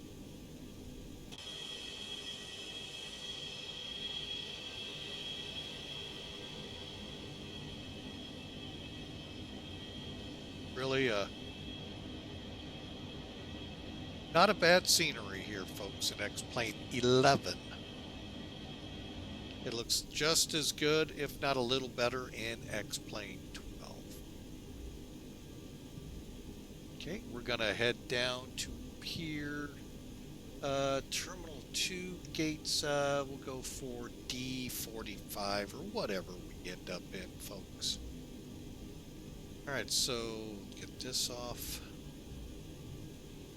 And anything else need to be attended to?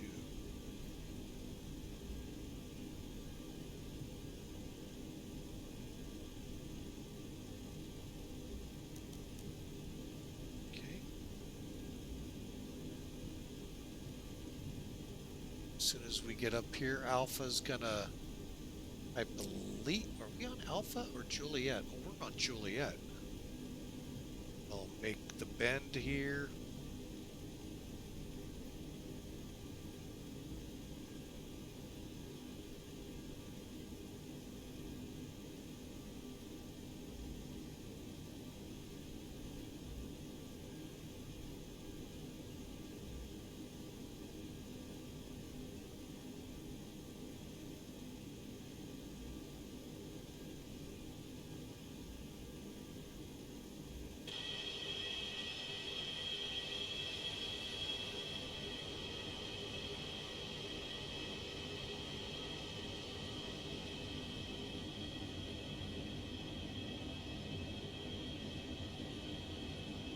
But we'll just go for this gate, just because it's easy.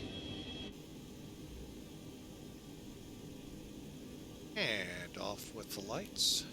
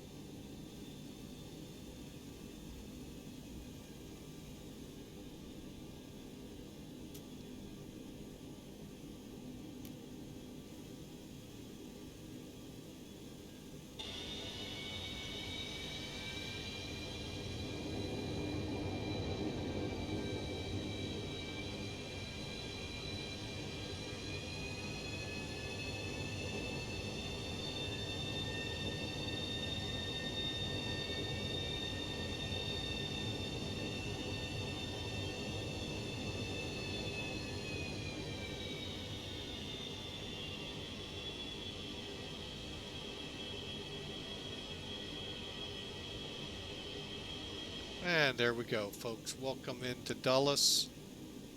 All right, let's see how that APU is faring back here. Still firing up. Okay, we'll go through the rest of the checks.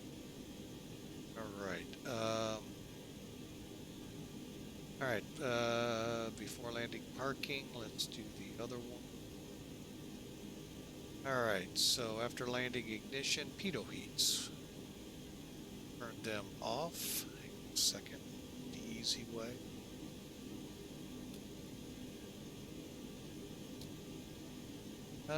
Wing and anti-ice is off. Speed brakes down. Flaps are up. Anti-ice. Galley power off.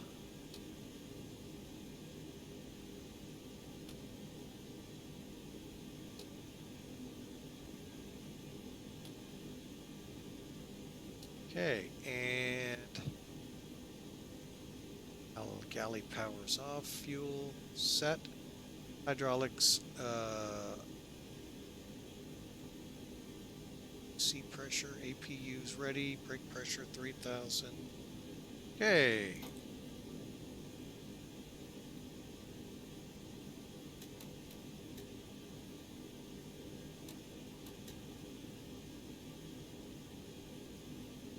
Did it take? Oh, yes, it did. Engine's off. We'll find out.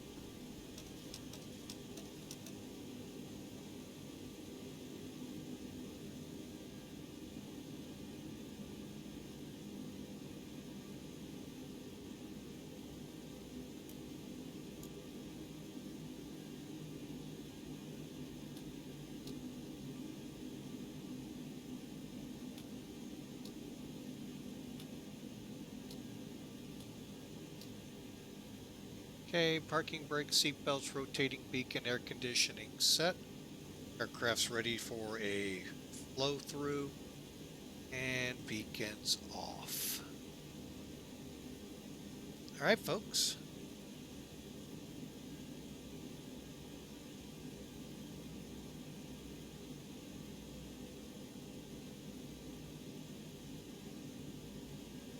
Oh my, hang on. Oh my.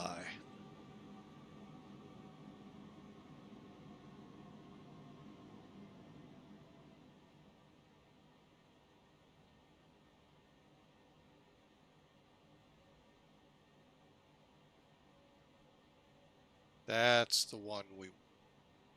I really hate when it throws that many at me. All right, let's get her on ground power. Get it off that APU. Seatbelts off. All right, folks, welcome in. All right, we don't have a... we do not have an ACARS program to run, so we don't have that to compare to.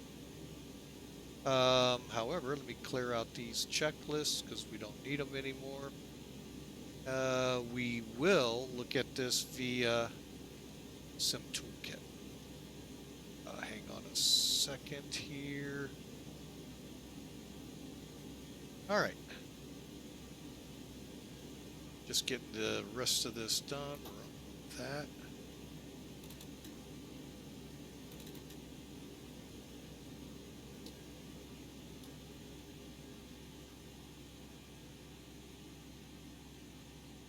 Okay, and I'm going to go ahead and kill the APU.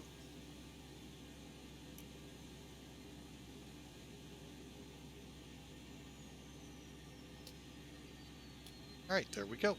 Back on the, all right, we're on the internal, on the external power units and cart units. All right, Sim Toolkit, let's take a look. Okay, it, all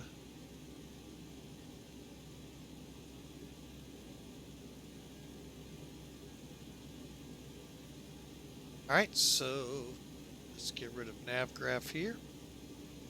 And, oh, completed our flight performance. Cool.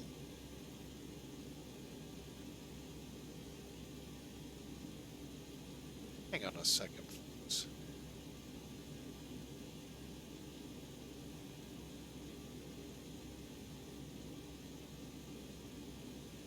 All right, so there's our flight, 432. Okay, let's see how we did. So we'll click on it, view the details.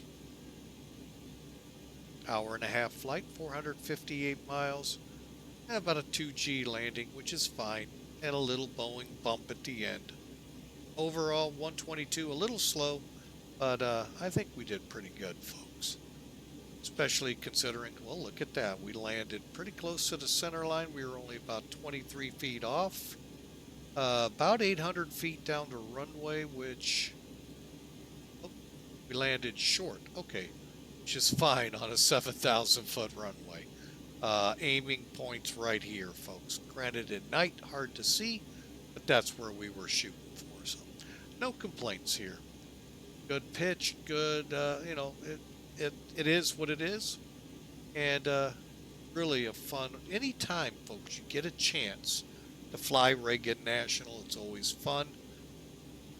Always prefer the 1-9 because you fly the river, but a lot of times you land to the north. All right, well, that, folks, is gonna be a wrap. You know what? Let's see what we can see. I did it again, folks. Get rid of that. This is one reason I'm not a huge fan of night flights. It's not easy to see everything on this, but you know what? I'm going to clear everything out. And I don't think anything's on the ground.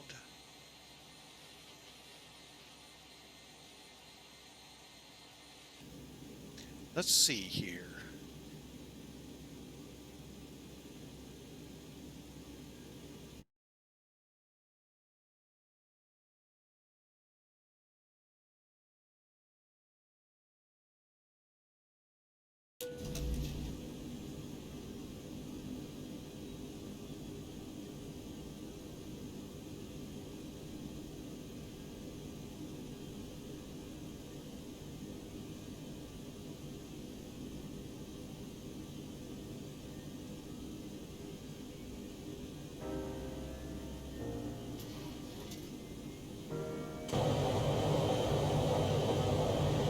I think we were a little high. That didn't help me.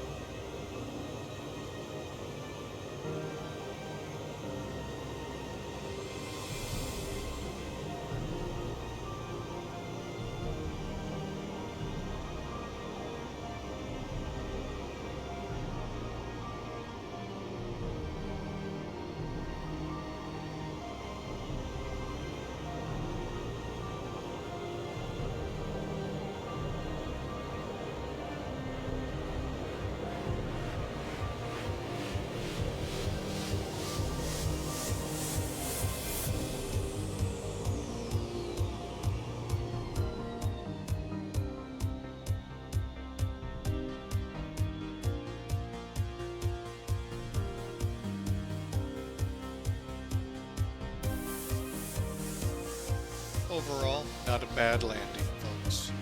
The nice thing also about night landings, you really can't see the flip-ups.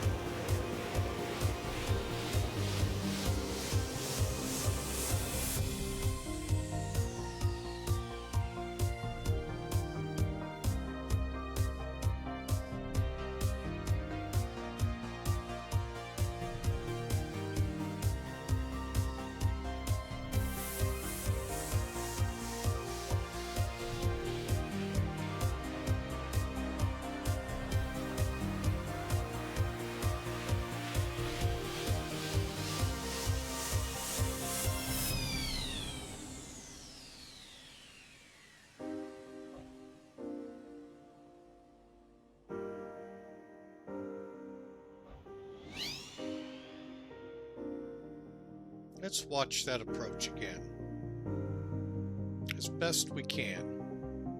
All right, here he comes around. I mean, folks, it looks,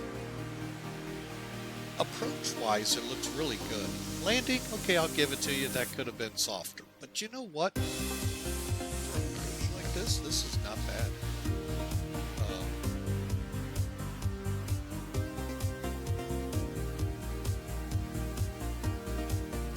So,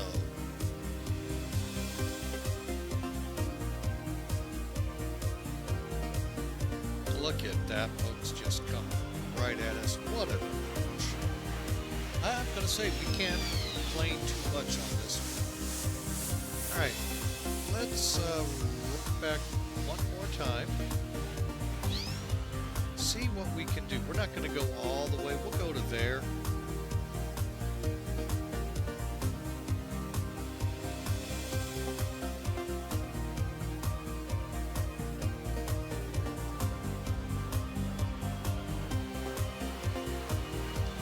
I'd say screenshot moment, folks, but we'll just let her kind of look at that shot with the moon.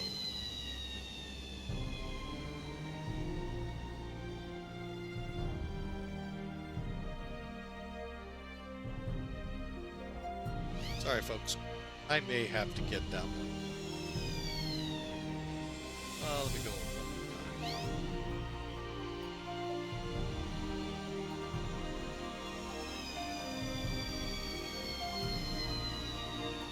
Oh my goodness, that is a great shot. Alright, folks. We've had a lot of fun here. One more time. Let's see how it looked from the tower. Maybe not. Alright.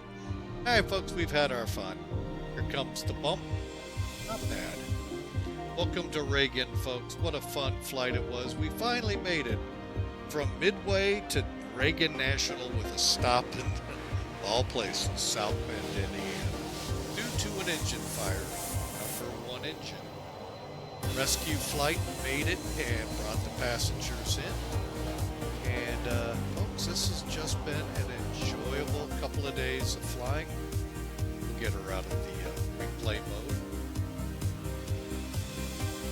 Let me hook her up, if it isn't already. Good deal, it is. And we'll get the jetway on.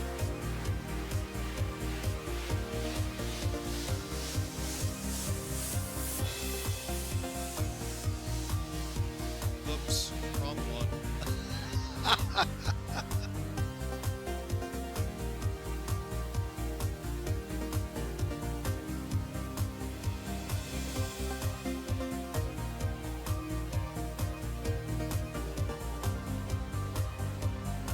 Oh well, folks, while that works its way out, we're going to call it a night. Folks, I hope you enjoyed the ride to Reagan National, and we will see you again Tuesday. God bless you all. Have a great day.